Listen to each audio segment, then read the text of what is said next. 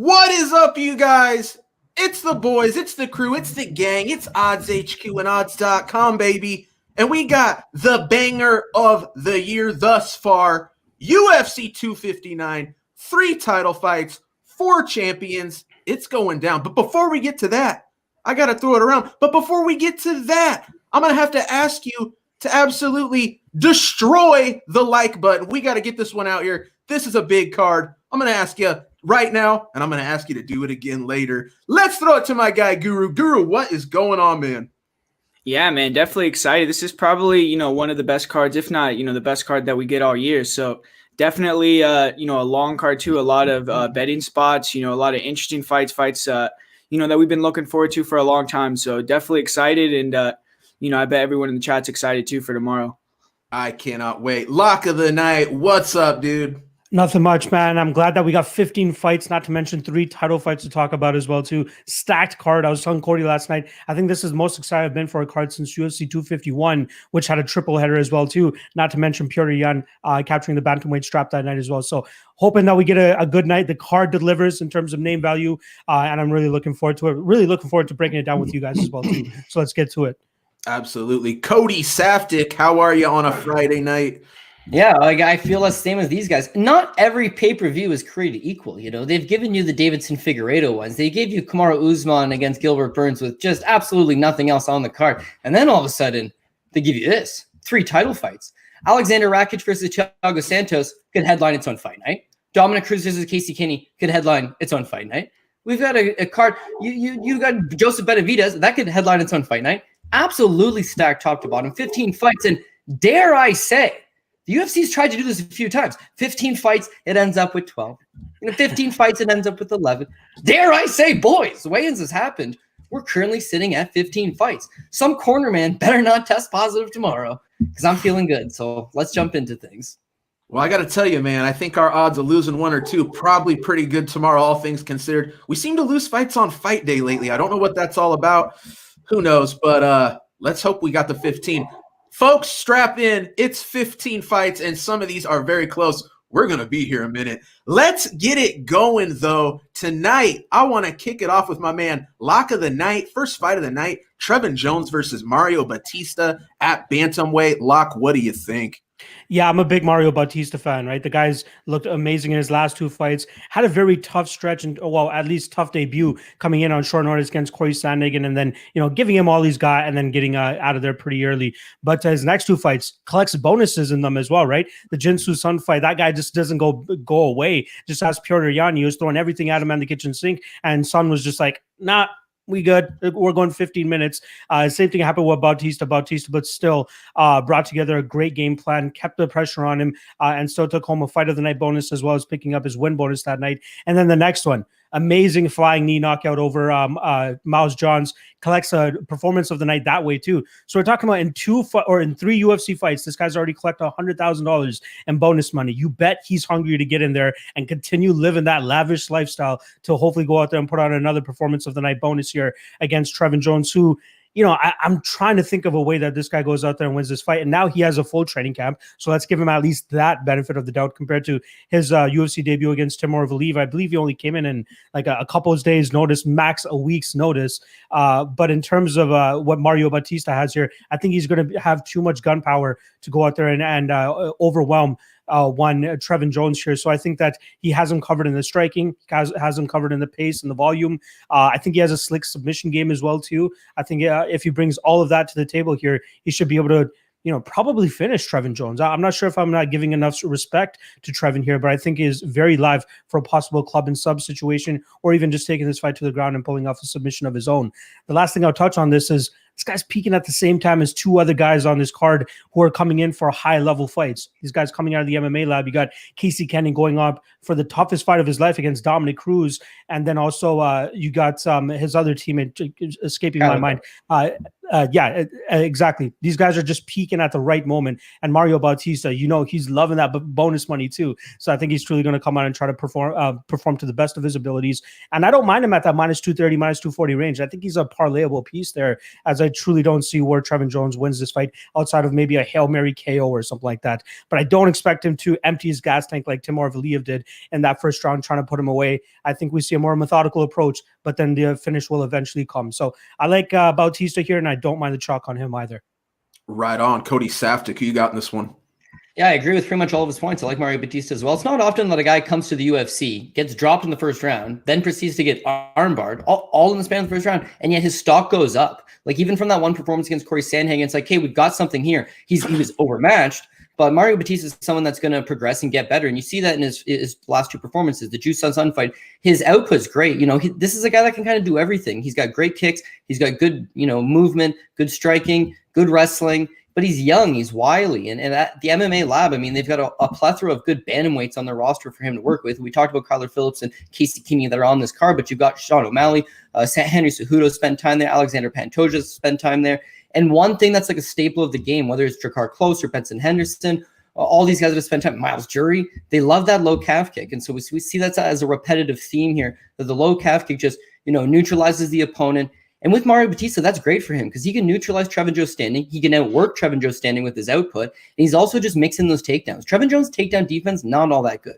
Now, Mario Bautista, for as good as he is coming off a year-long absence. He does seem to be in good shape. I mean, he looked good at weigh-ins today, so I don't think that's going to be a problem. But if I'm trying to chase a better line than that money line, which is good, but it's not great. It's not a great money line here. Right? It's steamed a little bit. I think I'm chasing that Mario Bautista by decision. Now, listen, the guy just knocked out Miles John in his last fight with a flying knee, and he had also flashed that flying knee like 3 times in the fight prior to even knocking him out with it. So, yeah, he's going for broke. Even the Jinsu Sun fight, this is a guy that, went hard with Petr Yan. They've done that guy no favors in the UFC. But I think with Trevin Jones, I mean, he's got 5 pro losses. He's got 6 pro losses, 5 of them by decision, 4 of them by split decision. He's been submitted once. That was 8 years ago. I think he's durable enough. You've seen the value of fight, same thing. He got beat up bad in that first round. Some refs might have considered stopping it, but he fought through. He seemed to have durability. So if I was chasing a better line on Mario Bautista, I would chase that Mario Bautista by decision plus 140. But beyond that, yeah, I do agree. I have Mario Bautista. Trevin Jones, let's be real here. I mean, he's got a great check right hook. He's got a good left hand down the pipe. He fights decent out of the southpaw stance. He's got good power. But again, he's got poor takedown defense. He is able to scramble and get back up to his feet, but he's just going to be giving up points on the judges' scorecards. And I think it'll go towards Bautista. And then the other thing is that he's kind of reluctant to let his hands go. So Bautista should just outwork him standing. Barring some flash knockout, like we saw in his last fight, I think Bautista just outworks him and gets the W. And I don't think lightning's going to strike twice. So sign me up for Mario Bautista. Absolutely. Guru, who you taking? Yeah, man. Sometimes I like to, have some crazy picks, and I'm going to go with Trevin Jones in this one because I do feel like, he has came to a good camp now. He's been at Extreme Couture for over a year. He is a black belt in jiu-jitsu, so he's been training with good guys too. Aljamain Sterling has been over there at Extreme Couture, guys like Dan Ige, a lot of good grapplers, and he is a real strong physical guy. He did get a takedown on Timur Valiev, and I feel like, when you look at Mario Bautista, he's 8-1. I mean, he's has a lot of hype. He's been doing good, but he's been beating other, kind of inexperienced guys like Jinsu Sun, who really, only didn't really have any big wins in the UFC. I don't think he had any wins in the UFC. Then he fought Miles Johns, who's kind of like, he's a prospect himself, but hasn't really been super impressive in the UFC, in my opinion.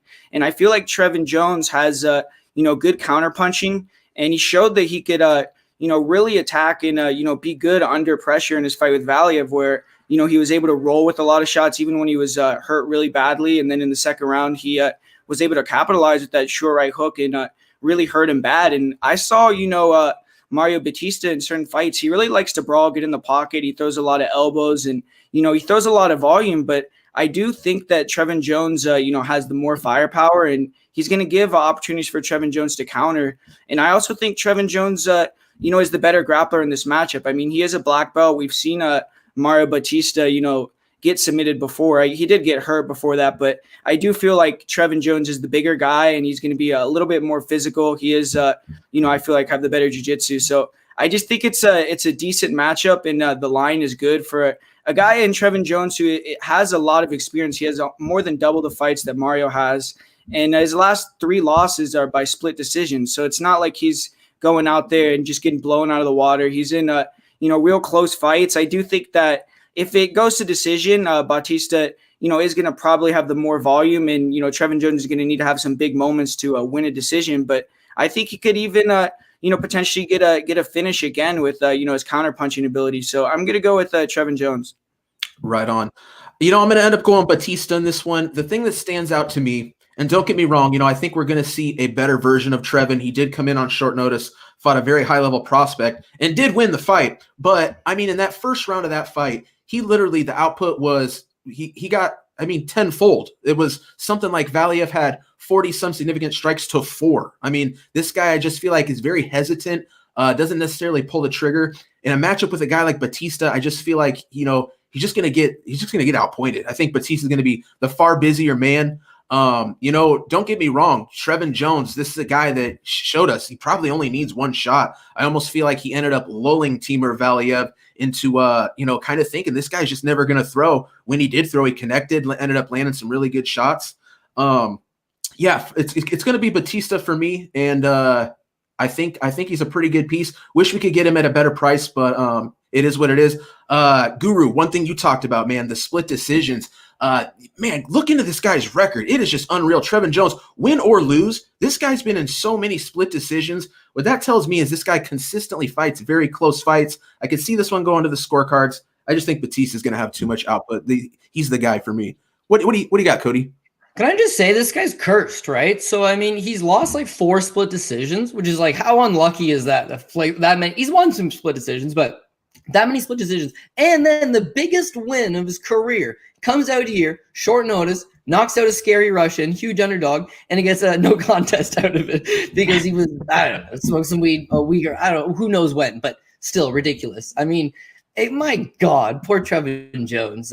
He's cursed. I'm no part of him. But now that Guru's picking him, it's like, man, can I go all in on Bautista on top tickets now? Like my boy Guru's picking against him. I gotta at least consider it, man. No doubt. Hey, Guru, he's done it to us before. I know, but like I'm all in on Bautista. I just hope this ain't the spot, Guru. Come on, buddy. All right, let's keep it rolling though. We got a lot of fights to talk about. Uros Medic versus Alon Cruz. Cody, why don't you get us going?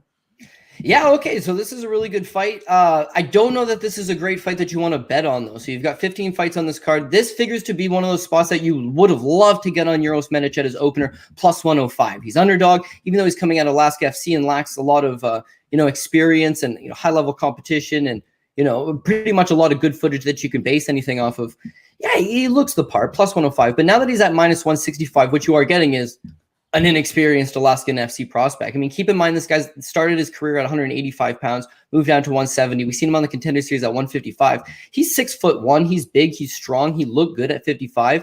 Again, it was not a very talented, no, I shouldn't say talented, but his opponent was pretty much, it was a mismatch, right? He's a karate stylist. He burnt himself out early. He didn't have a great game plan. And you see Uros Medic go and look good in that fight. Beyond that, how much growth can we see out of him? Well, he is young. He's a former middleweight that's now fighting at 155. He's moved his camp fully out of Anchorage, Alaska, and gone to King's MMA, so that's got to be a positive benefit for him. He's managed by Ali Abdelaziz, who doesn't just take on everybody as a client. So, again, there's a lot of things that we can assume out of this guy, but we haven't seen out of this guy.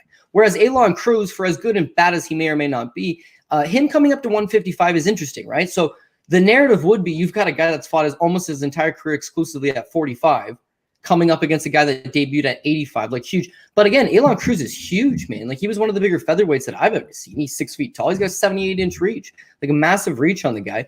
Maybe at 55, he'll be better filled out. We've seen him go the distance. We've seen him fight in championship rounds against Damon Blackshear. At least he made it to the 4th round. We've seen him fight Steve Garcia, a decent veteran in his own right. We've seen him fight guys like Spike Carlisle, who even though he's released from the UFC, is a decent, strong guy that's going to come at you. You've seen a little bit more of him. But to be honest, when he was fighting to win on Contender Series, he was fighting off his back foot a lot of the time. Against Spike Carlisle, he got muscled around a little bit. He was fighting off his back foot. I just don't think that that's going to be the game plan against Uros. You got to outstrike this guy. You got to use your reach. But in the apex, smaller cage, Uros should be able to use his size and strength to just back him up, kick the leg, slow this guy down, grind on him a little bit. But do I trust that Uros can go and fight 2 or 3 rounds? I haven't seen it, so I can't confidently say that. Whereas Elon, at least he's been there. So if Euros is going to win this fight, you'd want him to win this fight early. And Euros by submission is 10-1, which I thought was kind of crazy because 2 of Elon Cruz's 3 losses are by submission. He's been submitted in the first round, and he did get submitted by Damon Blackshear in the 4th round. So the submission could be there. Euros could submit him. 10-1 seems pretty crazy. But as far as a -165 straight up on Euros, I just think the line's been missed. You would have wanted to get it closer to 50-50 or -135, -145. I don't think that I love it beyond that. So as far as fights on this card, we love a ton of these fights. So we could talk about action-packed and this and that. This will be a fun, entertaining, exciting fight. I don't think you want to invest a ton of your bankroll on this one, though. Oh, man, I'm so with you, Cody. Guru, who you got? Yeah, it's a weird fight, like Cody was saying, right? Because there's a lot of variables with Uros Medic where he's been fighting a lot of guys with really bad records, different weight classes. And, I do think that since he went to King's MMA, like his last couple fights, he has looked pretty impressive. Like he was fighting this guy, Alonzo Leschfield, who I don't know how good or bad he was, but he was 5-0. And he was hitting, a couple of nice Granby rolls to deny some takedowns. And, he looked like he just has this presence on the feet where he has real good distance control, really nice kicks. And I do feel like his kicks are going to kind of minimize the reach of Alon Cruz a little bit because it's not like he's a puncher that much. So I think that he's 6'1". I don't know what their leg reaches are, but it's probably going to be, more similar, I think. And, I think in terms of the striking, I think it's 2 kickboxers. Alon Cruz, I feel like he has good level changes, but he's just not super physical because you've seen him even or I've seen him in several fights at 145 where he's getting, out muscled in the clinch, taken down, things like that. So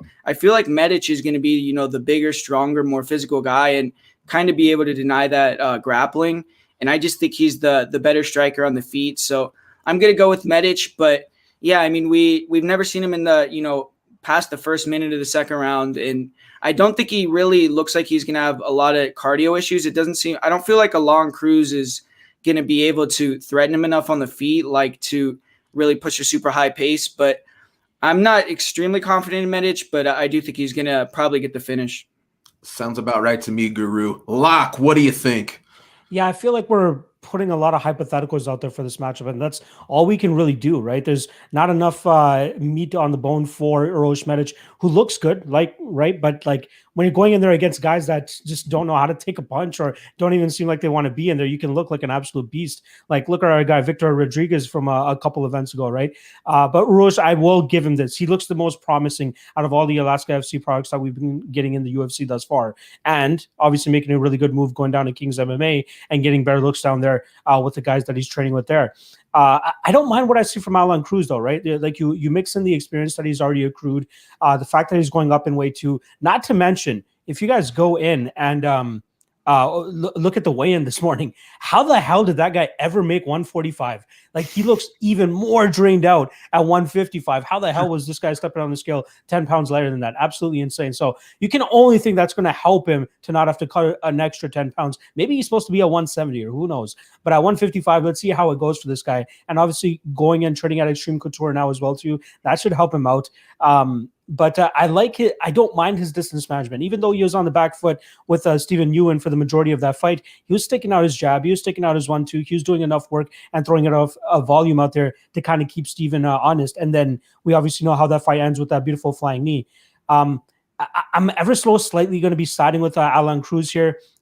Maybe if he goes in there and is able to get those takedowns, again, with the Medic coming down from 170, he probably is going to be the stronger guy. But I just was not impressed at all with his takedown defense against much lower competition on that regional scene up there in Alaska. So I just off of tape from what I've seen, I'd lean Alon Cruz. He's gone up there against a better competition. Great work with his hands and obviously his kicks. And we've seen him in the smaller cage already still maintain that distance on the Contender Series. So I don't think the smaller cage here is going to be too big of a concern here if you're an Alon Cruz backer. But yeah, I'm keeping my serious bucks in my pocket for this fight because there, again, too many hypotheticals out here. We just want to make sure that we see these guys actually compete against other competition, one, who want to be in there, and two, are actually somewhat proven.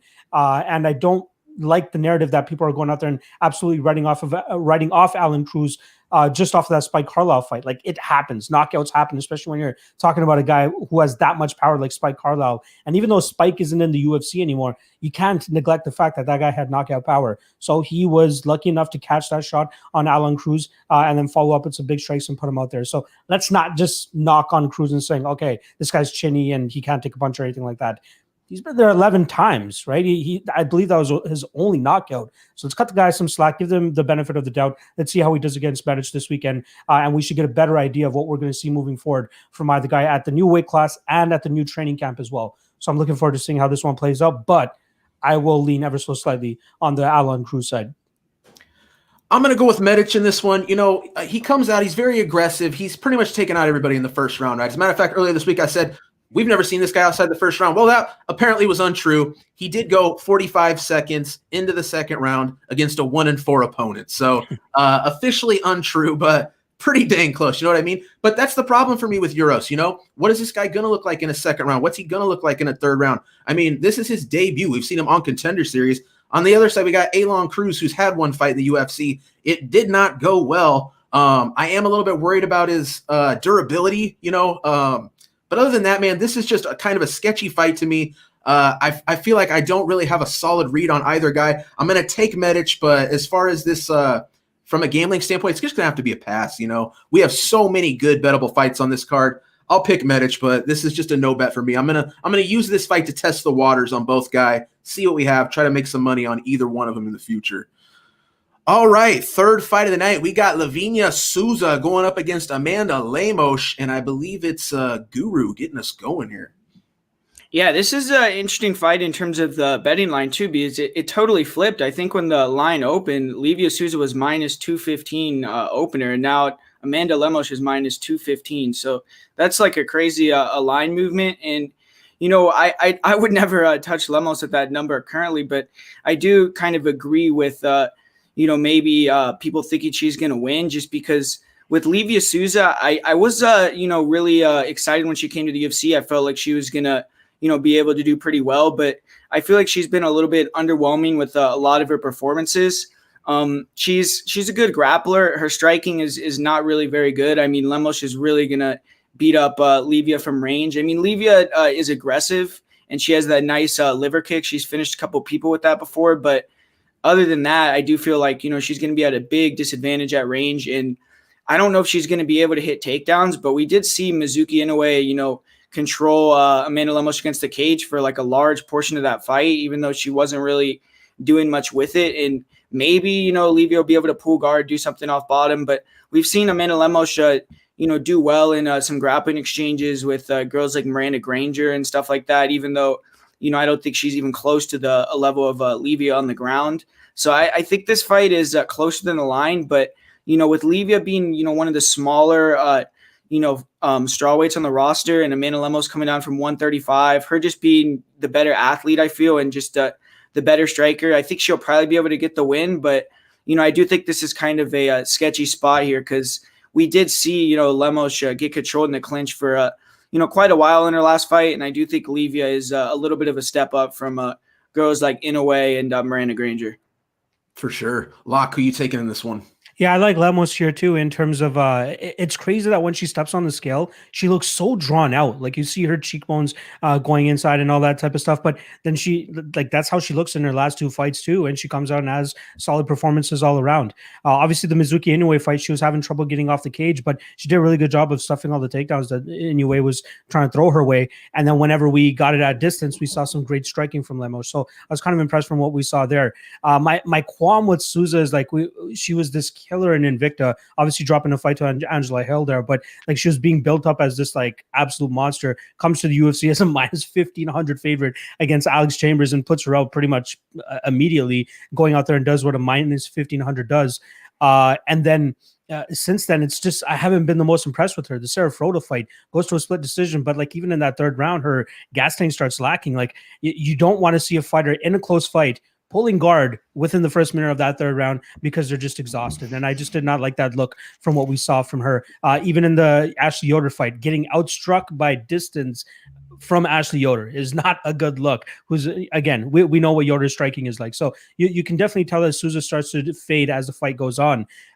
So the spot that I like is I like Lemos here, and I do like her to possibly get a third round finish. I think she's going to have the advantage on the feet. I think she hits a little bit harder, and if she's able to, withstand whatever she has to take in that first round against Souza, especially if Souza is able to get the takedown, that's somewhere we haven't truly seen Lemos in the UFC yet. So if Souza is successful in doing so, and Lemos survives that, I think we're going to see Souza start to slow down even more and more, because it's going to take a lot of her energy to kind of get Lemos down and then do some work from that point as well. So I think we could see Souza win the first round, but after that, possible live betting opportunity as well. Take that Lemos spot and see her start to pull away in the second and third rounds. But I think I'm going to go with a third round Lemos stoppage here.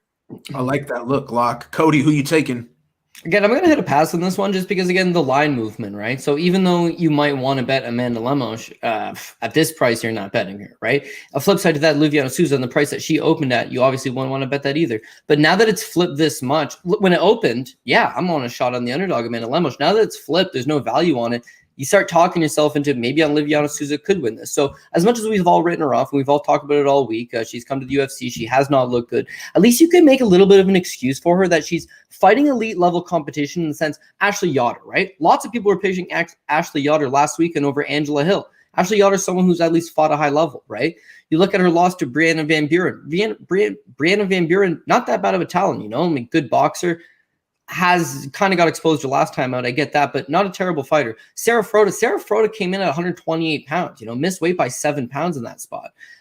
So at least you can write her a bit of an excuse where it's like she's fought in some decent competition or the opponent came in really big. And does she look good? No, but at least she's still out there fighting, learning, doing her own thing. Whereas with Amanda Lemos, she comes to the UFC at 135 pounds, loses to Leslie Smith, takes a whole bunch of time off, comes back at 115, wins a couple fights. But again, these are low-level fights. Miranda Granger fight, not super high level. We've seen Granger, especially her submission defense, not all there. And it's kind of an awkward position, but she gets the submission over. And then last time out against Mizuki Inoue, yeah, she got controlled a lot of the time. And Inoue's problem in the UFC seems to be that she's not overly physically strong. That seems to be kind of the mold on her in her career, is that she's just not all that physically strong. So 135er like that should be able to come out there and muscle around. But when I look at Livia Souza, here's a girl that was on the Brazilian national team for wrestling. She was on the Olympic team for judo. She's a judo black belt, a BJJ black belt. Her striking is a little bit one and done. She will just throw the liver kick and that's it. She might throw the left hand. She might throw a hook, but there's no combinations. There's not a ton of volume out of her. So I don't see her winning this fight outstanding. No, don't see that. But if she pushes the game plan of get this fight to the ground, well, that's a great unknown here. So with Amanda Lemos, we like to look at the fact that she's got a 100% takedown defense in the UFC. No one's trying to take her down, right? Leslie Smith never attempted to take her down. She just battered her with strike standing. Miranda Granger, I mean, it was just a scramble to the ground, and then there's the submission. And then the Inoue fight, Inoue attempted one single takedown, right? So Amanda Lemos, for all we know, could not have good takedown defense. Souza goes out there, hits a couple takedowns, establishes top control, out-grapples her. This is a Souza win. And now Souza's a big plus money underdog. Why not? This has turned to a dog or pass. Mm-hmm. But because of the line movement, because of the trickiness, because it's like originally I did think Amanda Lemos was the live underdog. I think the safe play would just to be a pass. But just to be contrarian, I would say I might take a shot at the dog if I was going to do anything. Yeah, I'm with you, Cody. From a gambling standpoint, at this, just looking at the value, this line to me is I'm fine with Lemos being the favorite, but the way this line has shifted is just wacky to me. I think you are absolutely, from a gambling standpoint, in a dog or pass situation. I mean, the odds makers for some reason opened Souza as the favorite. And not even like a slight favorite, like a legit favorite here. This fight, man, this is really spooking me. I'll have nothing to do with it. I'm going to pick Lemos to win. I feel like she should win. I favor her to win, but nowhere near these implied odds. And like I said, I think the dog shot on Souza is really the only thing that makes sense at this point. It's not for me, though. So like I said, I'll pick Lemos. Absolute gambling pass, though. Sean Brady versus Jake Matthews. Man, some young prospects here. This is going to be a great fight, man. Lock, what do you think? Yeah, this is actually my main play for this week, and I love Sean Brady in this spot. I personally got him at minus 196 on Bookmaker early last week, but we're still seeing him around that minus 200, minus 220 range. And the way that I look at this fight, I think Sean Brady has him covered almost everywhere. Like whatever Jake Matthews' strengths are is what Sean Brady's really good at and much better. And, just a stronger guy here too. Black belt in jiu-jitsu, has a strong wrestling game and grappling game of his own. He throws in combinations. I love the low kick that he throws out there as well too. That's something that we saw Anthony Rocco Martin cause problems with Jake Matthews in their fight. With Matthews, he just hasn't really been the most impressive in his recent run, right? Like even though he's on a 3-fight winning streak, goes in there minus 470 against Rostan Akman, just barely squeezes by him, even though he won that fight 30-27 all around. Minus 240 favorite against Emil Mech. Emil Mech's kryptonite is pretty much what Jake Matthews is good at. Continuous takedowns, can't get up off of his back. And then even later in that fight, you see him struggling with the cardio, right? Jake Matthews just doesn't have the greatest cardio either in terms of just slowing down given how he fights, which is just super, aggressive with his grappling and his wrestling and trying to get guys down. And then Diego Santos, minus 700 favorite. I know a couple people that have lost a ton of money on Jake Matthews to win that side inside the distance. He just couldn't do anything to get Diego Sanchez out of there. And we got to credit Sanchez, right? The guy's durable as hell. Everybody's picking against him to win inside the distance, Michel Pereira, and the list goes on, right? But Jake Matthews just continuously moves on his back foot, just waits for that moment to explode with his big hooks. And if he's not able to land them, he goes back to just moving backwards, allowing his opponent to dictate the pace. And that's what Sean Brady's good at, is just moving forward, throwing combinations, throwing leg kicks. And then if he wants to take this to the ground, I truly believe that he's going to have the better jiu-jitsu here, that he could even grind out Jake Matthews if he wants. And I think that the submission is live here as well too. The last couple of submission losses that we have, or last losses we have seen from Jake Matthews, have been via submission or on the ground. And one last caveat I'll throw out there, and Cody already touched on this, but the only time Jake Matthews has fought outside of Australia, New Zealand, or that one time in Singapore was in the US, and he took on Kevin Lee and lost that fight pretty handily. Sean Brady, I truly think this guy has a ton of potential, top 15, top 10 in the making. And the guy's a proven winner, 13-0 in his pro MMA career, 4-0 as an amateur career. The guy just wins. Like, people see the potential in this guy, which is why he's a minus 200, minus 220 favorite.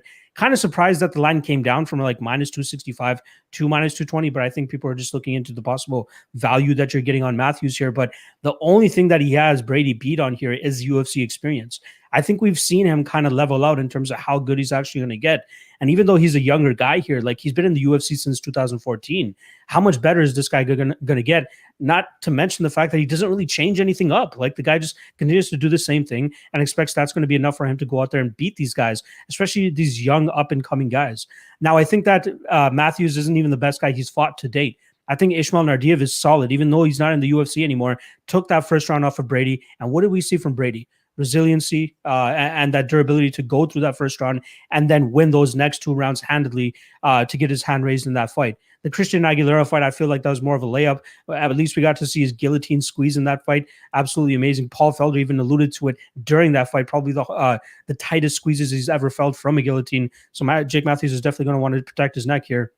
And then the Court McGee fight, that's one flaw that we've possibly seen in him, where he starts to slow down a little bit in that third round. However, we see Sean Brady, even on his back foot, he's able to land some big shots, hurt Court McGee, and win those rounds back, even though he looks like he's slightly slowing down. That's not the type of game plan we're going to see from Jake Matthews. We're not going to see him marching forward, Court McGee style, trying to break this guy with pressure. That's what gets done to Jake, and then he gets bailed out by hitting these guys, rocking these guys, or taking these guys down. And I think that we have the durability from Sean Brady, as well as we have the cardio edge with Sean Brady as well, too. So, yeah, I love Sean Brady in this spot, and I think a submission is live, but I wouldn't be surprised to see this go to a decision as well. But I got Sean Brady here.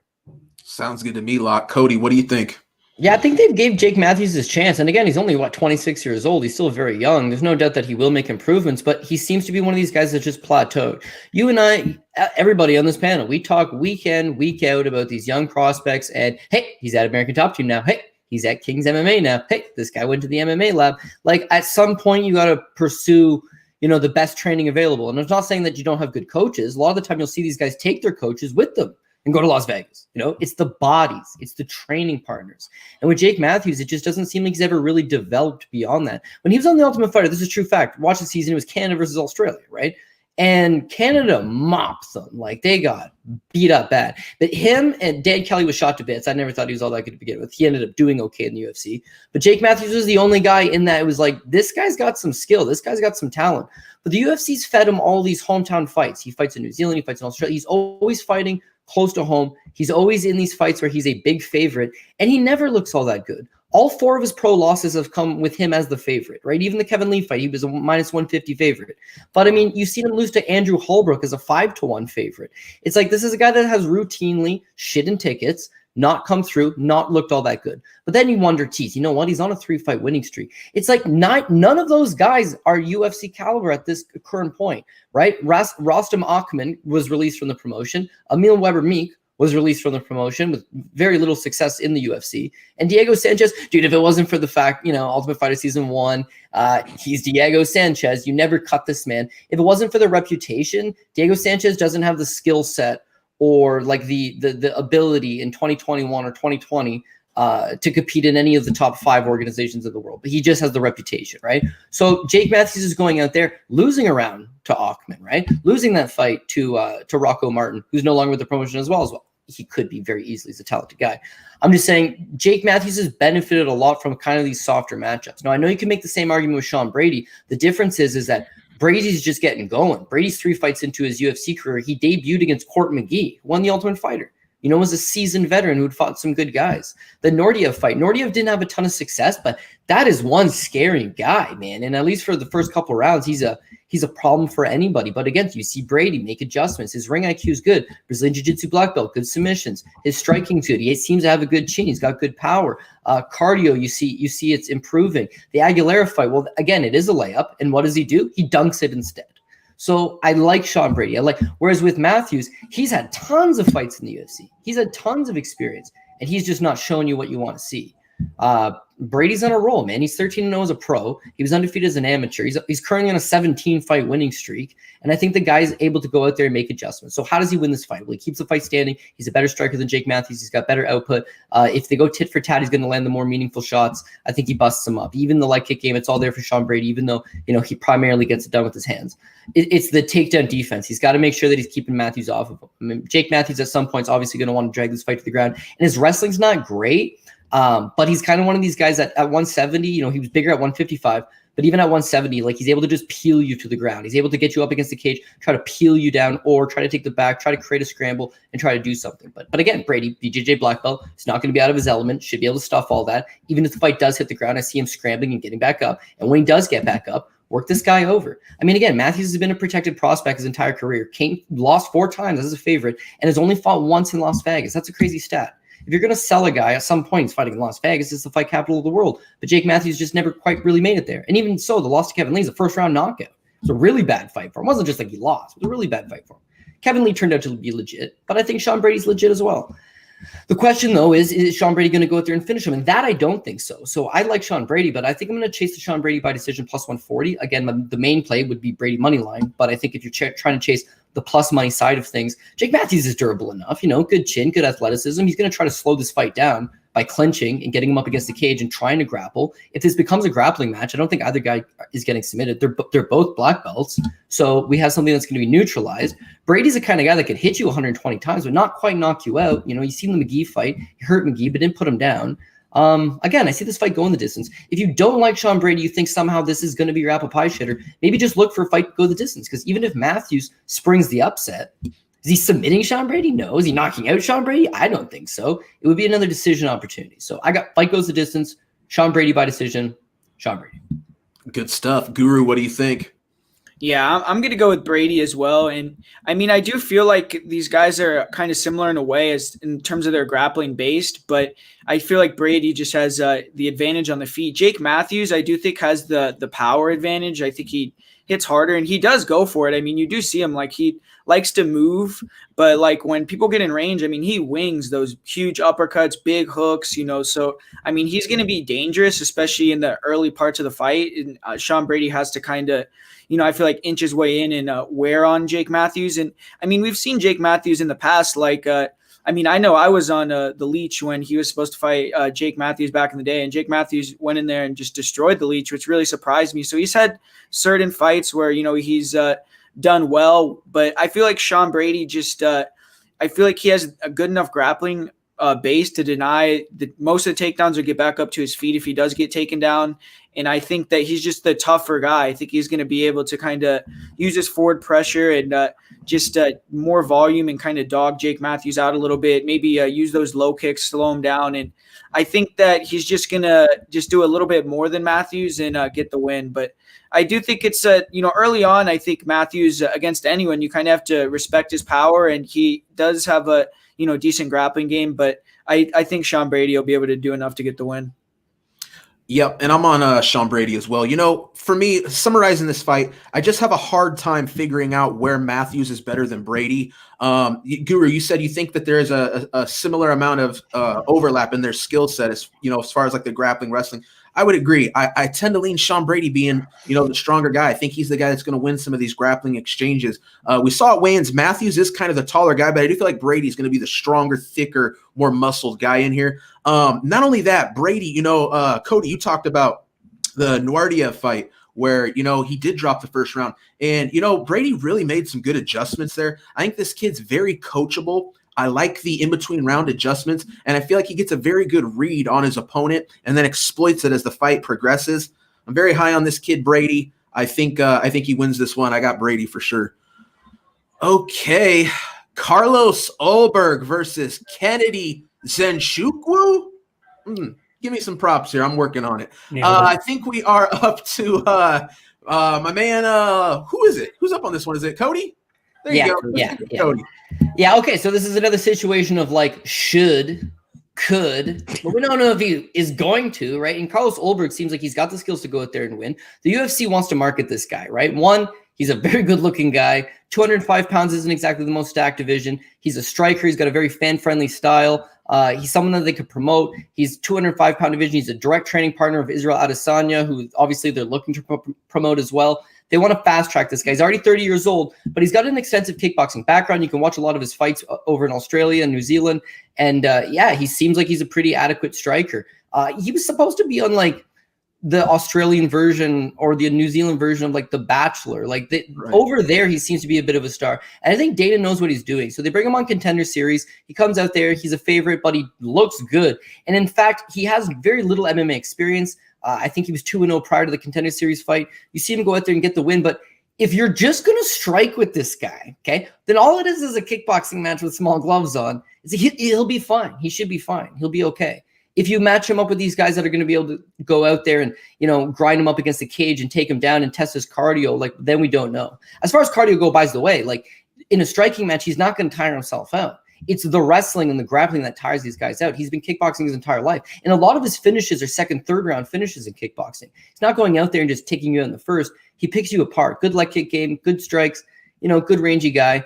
Lockbraid brought up a great point yesterday is that the UFC had offered him multiple opponents as a choice and basically told him, who do you want to fight? He selected Kenney and Nzechukwu. So whereas we see stuff like, dude, Kennedy's 6'5" with an 83-inch reach, this guy's okay with it. They've already figured that out. They're going to be prepared. They're going to chop down the leg. They're going to outstrike him. Kenny's been off a year and a half. He's only 28 years old. He's at a Fortis MMA. Could he have made improvements to his game? Yeah, for sure. Did he make that many improvements in his game that I would confidently back that he'd be able to go out there and grind down Ulberg? No, I don't think so. Just stays straight with kickboxing. Ulberg's just got a much more refined technique, so I think he's just going to piece him up from the outside. Again, this is a fight that I would think goes to decision. I would think it's an Ulberg decision. But with Kennedy, he tends to not have the greatest cardio, and year and a half off, maybe he's reinvented himself, or maybe he's going to be a little rusty, and come the second or third round, he's going to be tired. And if you're tired and you're sitting duck and your leg hurts and you're standing there as an immobile target, it's going to be a bad night for him. So I'm not sure that I want to chase an Ulberg by TKO or an Ulberg by decision prop. Not feeling super confident either way. I like Ulberg, but I don't like this minus 240 line because, again, this is just could UFC wants the boys. That doesn't exactly work out all the time, right? So should win the fight, but 240 is not exactly a great line. I don't think you have a ton of trust in him in your parlays, but yeah, he is my pick, and I will have action on him. Sure. Guru, what do you think, man? Yeah, I mean, I agree pretty much. I feel like Ulberg is the side that, you have to pick, but I think it is a weird fight because you do hear Saif Saeed, the Fortis MMA coach, he's saying like that Kenney Nzechukwu in the gym is like a, once in a lifetime athlete. He could be a world champion and all that. But it's like when you look at him and he fights in the octagon, it doesn't really translate. So who knows? I mean, maybe with this time off, I don't know how long he's been in the United States, or I don't know much about the guy's personal life and all that. But, maybe he'll be able to translate it into the octagon. But never having seen that before, it's hard for me to picture that. And it's not like he's a grappler. He likes to keep it on the feet and strike. And he has been in there with much higher level competition. I mean, he was in there with Darko Stosic. He was pretty close to beating Paul Craig. But, I mean, Paul Craig seems to always be losing the fight, and then somehow he'll get the try or whatever. But it's like, so he has, had a lot, much higher level competition. He's fought way more, minutes in the octagon, in the cage, stuff like that. But I do think it's going to be on the feet, and I just don't know if, Kennedy is going to make those improvements to be able to take it to the ground. So I just feel like Ulberg is going to be able to use that, that check hook. I saw Darko Stosic, he landed that check hook like over and over, the lead hook on, on Kennedy, and I do think the leg kicks are going to be there as well. But, this is a fight that I think the over potentially 1.5 rounds at like -155 is a decent play, because you do see Ulberg, his fight before the Contender Series, he did get a nice knockout on the Contender Series in the first round, but he was fighting a guy that didn't really look that great of a fighter, and he was kind of just touching him from the outside, played it really safe. And I feel like with the guy like Kennedy, who is, a big guy, 6'5", 83-inch reach, who probably is the better grappler, even though he usually doesn't bring it out, he's probably going to be a little bit tentative, at least early on, and I do think it'll probably go over the total. So I'm going to go with Ulberg, but I think maybe the over 1.5 is the better play. Sounds pretty good to me. Locke, what do you think, man? Yeah, Guru stole my play right there. I was going to say the over 1.5 as well, too, because I expect this fight to be a little bit more slower paced. Maybe not the guy extending it a little bit too much to possibly get knocked out or anything like that. But there's so many question marks on Ulberg. It's almost like the Uroš Medic thing, right? All we know from this guy is that he has a kickboxing background. He's 3-0, but for some reason, the UFC wants to tout him as 5-0. I don't know where they came up with these extra 2 fights, but our holy grails and our holy Bible of Tapology and Sherdog both say 3-0. So I'm going 3-0. And just based off those 3 fights, I don't know how you can back this guy at -240 outside of, okay, he's a great kickboxer. But Kennedy Nzechukwu has been in there 8 times, a little bit of a UFC veteran at this point, 2-3 fights. But with Ulberg, look at his first ever MMA fight 10 years ago. The guy his opponent gasses out 2 minutes in, can't answer the bell for the second round. The next fight, completely just outstrikes the guy from distance. The guy does nothing to kind of close the distance and make it a tough fight. And Ulberg goes out there and kickboxes him for 3 rounds. Then the next fight, you see a little bit of success from Bruno in terms of being the one pushing the pace, kind of making Ulberg the nail, which he's not clearly used to. But then, Oliveira, just a little bit too lackadaisical in one of his entries, gets knocked out. Now, Kennedy, he's going to have the size and reach advantage here too. So I believe we see him, stick on the outside, and that's how he's been winning his fights, is just from distance striking. But if he's only distance striking, he's going to get eaten up here by Ulberg, but I don't think we'll see Ulberg knock him out. So if we see Ulberg maybe even take on the Izzy approach from the last Paulo Costa fight, which is that calf kick, then things can get a little bit interesting, and we might be sweating that over 1.5. But I still like Ulberg here. He's a more refined striker. He's been, he's doing the whole kickboxing thing for the last 10 years. And Nzechukwu just looks like he's forever going to be green, because the guy almost looks robotic with some of his striking techniques. He's getting away with his athleticism, with his power and his strength, but that's only going to allow him to get so far. And once he starts fighting more technical fighters like a Carlos Ulberg or even higher up in this light heavyweight division, he's going to start running into some roadblocks.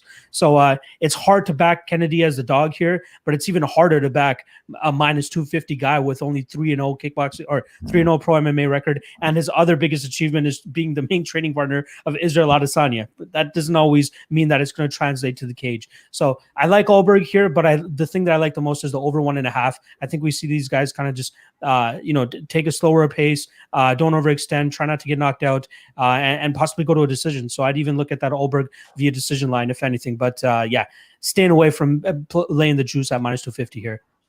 Makes sense to me. I'm on Ulberg as well. Earlier in the week, when I first saw these odds, I said to myself, man, Ulberg, a little bit inexperienced in MMA, and Nzechukwu, pretty good, training out of Fortis, right? Man, I went back and watched the tape. Not a chance am I backing this guy, Kennedy. I said to myself, right, this kind of feels like a hand-picked matchup. Which, wouldn't you know it, my man Locke's dropping that knowledge. This is a hand-picked matchup. I feel like Ulberg at minus 240, man, that's too much for me. If this were priced a little more accordingly, I maybe would have something on Ulberg. I'm going to pick Ulberg to win, but it's just going to have to be a pass, man. I need to see what this guy can really do under the bright lights. We still don't have fans and stuff. It's going to be similar to, his debut on Contender Series. Honestly, as close as you could get. But let me see what this guy can bring in a situation like this. But, man, I'm not impressed with Kennedy whatsoever. I'll pick Ulberg, but we got so many fights, man. This is going to be an easy pass for me, no doubt. Okay, still on the prelims, and, boy, we got some more to go. Tim Elliott versus Jordan Espinoza. And, Guru, you're up to the plate on this one, man. Yeah, man, this is another interesting fight to me, too, because I feel like this fight, it's a pick 'em for a reason, because it was really hard for me to pick a winner in this fight, but ultimately, I'm going to go with Tim Elliott in this one, and I just feel like he's going to be the guy that is going to push the pace. I think Jordan Espinoza, he's a good wrestler. He is the better athlete, and he does have the better movement and probably striking on the feet, but he really just likes to pot shot with that right hand, and I feel like Tim Elliott is durable enough and is going to be able to get on the inside and, work his wrestling. And we have seen, I feel like Tim Elliott in his fight with Ryan Benoit, the first 2 rounds, he looked pretty good. Even in his fight with Askarov, he was able to, get several takedowns in that fight, was able to have some decent top control time in the second round. And I just feel like with the guy like Espinoza, we've seen him beat Eric Shelton in the UFC. We've seen him beat another guy that's no longer in the UFC as well, and Mark De La Rosa. And I just feel like you see his style. He definitely slows down in all of his fights. And I feel like Tim Elliott is just going to be able to, make it ugly with his, weird striking style. I think he's probably going to be able to hit some takedowns. And I just think Jordan Espinoza is going to get tired. I know that they've kind of had a beef too, because Tim Elliott's been calling him out for a while. I don't know why the fight hasn't been happening. And Tim Elliott's been playing a little bit of mind games with him as well, because I'm pretty sure, James Krause, did I don't know how long they worked together, him and Jordan Espinoza, but he's been saying James Krause says this is a great matchup for me and stuff like that. So he's obviously, trying to get in his head a little bit, but I just feel like Tim Elliott is came to glory now. And he's one of these guys more, in my opinion, in the mold of a Derek Minner, where he had the skills you've seen in other fights where he's done really well and then finds ways to lose. And now he's came over, he's had a good coach. It's been a couple camps now. And I think you're going to start to see him, at least have consistent performances. Whereas, a guy like Kevin Kroom, he obviously had been there for a while. And I feel like we kind of, saw his capabilities. But I feel like Tim Elliott is going to be able to go in there and either get a late finish or get a decision. Right on. Locke, what do you think? Yeah, this isn't my most confident read on this spot, but I do lean Elliott as well. Besides that one cardio dump that he had against Brandon Royval, which was very, uncharacteristic of him based on the fights that we've seen him after, and even a couple fights before that, not to mention going 5 full rounds with one of the GOATs in the 125-pound division and Mighty Mouse Johnson, a couple of years ago now, but still we're seeing him go out there, have a solid pace, have solid movement, sticking on the leg kick. The other qualm that I have with him is his Askarov fight, though, where, decent fight, but that third round, just marching him down the entire time, hands down, and Askarov was just picking him apart on his back foot because Elliott's not throwing anything. That must have been the most frustrating thing if you had money on Tim Elliott in that fight. But yeah, if he's able to kind of fix that up, continue that forward movement, but actually throw strikes behind it rather than just moving forward, because you can only win so much points or get the judges' nod so much just off of moving forward. So get some strikes behind that, and I think he could overload the system of Jordan Espinoza here, who has a solid jab of his own. He carries his lead hand a little bit low, but brings it up pretty quickly, and he gets it from awkward angles. So he's successful with it against guys like Mark De La Rosa, but you're not really talking about a walking punching bag here in Tim Elliott. So I think we'll see a little bit more from Elliott, mix in some grappling. Cody brought it up on the stream last night as well, too. 14 submission attempts in his UFC career is absolutely insane. So you bet he's going to be searching for that neck of Jordan Espinoza, especially if he goes in for any type of desperate or lazy takedown. But I don't mind the Tim Elliott by sub prop as well. I think it was in the plus 400 range. It's worth a little bit of a sprinkle, especially with his knack for pursuing it. So I think his movement, His ability to stay away from the big shots of Jordan Espinoza. I think Espinoza kind of telegraphs his shots a little bit too. So I think Elliott should be prepared for that. Movement and volume, and then maybe mix in some grappling if he's able to. But I think I got Elliott here either by finish via sub or a decision just by outpointing him. Right on. Cody Saftic, what do you think? I mean, it's tough to back Elliott just because, again, this is a guy that if he shows up in shape and he shows up motivated, damn, he's a very tricky fighter. I mean, he's a tricky guy for anybody. He's the Dickie Eklund of the MMA world, really. I mean, he can go out there and drop a guy like Sugar Ray Leonard. In his case, Demetrius Johnson won a round over him. But when he shows up all drugged out and in bad shape, he's just not who he used to be. How often do you see a guy leave the fight capital of the world, Las Vegas, where the best training is, and he's at Extreme Couture, he's at Syndicate? How often do you see a guy leave Vegas for Kansas and it's 100% the right move? And in this case, that's what it is. You don't got to be at these top gyms. You got to be at what is the best fit for you. And in his case, it's specialized training. He needs to be in Kansas, less distractions. Gina Mazzani, her and her son, or I don't know if it's son or daughter, but the kid, they've moved out to Kansas. He's back there. He's with James Krause. He's linked up. And that's where you see him fight to the best of his abilities, because he actually goes out there with a game plan. When he goes out there and just swings on you, like, he's got all the skill in the world. Again, he's the guy that times his takedowns very well. He's got very awkward movements. It's tough to, to time and predict and see what he's going to do, like all these awkward movements. But let's not forget, I mean, the Askarov fight, he does look good early. And going into the third round, it's 1-1. And in the third round, there's moments where he could win it. It's just he doesn't throw anything. He just walks forward and gets hit. And obviously that doesn't look for the judges. Where both guys have gone since then, okay? Askarov is now fighting Joseph Benavidez in a huge spot on the best card of the year. And Tim Elliott's fighting Jordan Espinoza. You know what I mean? Like, so he could have very easily been in these big spots still. He's just got to fight those right game plans. Now, I'll admit, his last fight against Ryan Benoit, I didn't think he looked very good. And honestly, you could have scored that fight against him. That would have put him on a 4-fight losing streak. He may or not been cut from the UFC. He'd have like a 15-12 record overall as a pro. Things wouldn't overall be looking good. But they give him the decision. Now things move on. Now he gets Espinoza. It's hard to have a ton of confidence in him. Again, this guy could easily be at the top or he could easily be at the bottom. There's just a huge swing. What we see at weigh-ins is that he seems to be fired up. And Espinoza did not look good at weigh-ins as well. So this fight's at flyweight. When you look at the size and the frame of Espinoza, he is a big, long guy. So one would imagine that he did have a bad weight cut. And if Elliott shows up in shape, he's just going to put the pressure on him and break him at some point. Yeah, Locke and I spoke about it last night. 14 submission attempts in the UFC is crazy. 2 of them on Demetrius Johnson. Like, how many times are you in a position to try to submit Demetrius Johnson?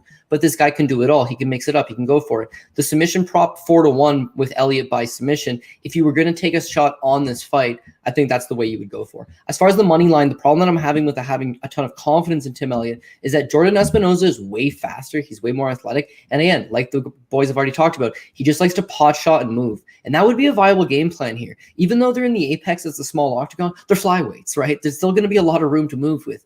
And Elliott tends to just march forward. So if you just go in there with the game plan of matadoring the bull, which Elliott is definitely going to play the bull, you can just hit this guy and move, My problem is seeing the bad weight cut, or what I presume to be a bad weight cut because of how we looked at the scales today. Because of that, I think that matadoring is going to tire him out. You know, his legs will eventually get tired from backpedaling, from moving laterally side to side, from getting out of the way. And eventually, if Elliott's able to keep up the pressure on him, he should be able to get him to the ground. He should be able to tire him out. If Elliott's got him on the ground and he's ground and pounding him, Elliott doesn't have this big concussive finishing power. So what will happen is these shots will just cause Espinoza to turtle up, and Elliott might be able to fish for that submission. So again, 4-1 on the Tim Elliott by submission prop if you're going to go with anything on this fight, but it would be a small sprinkle at best. Like, again, I can see Espinoza winning this fight, backpedaling and just throwing out the jab, a few kicks, moving out of the way.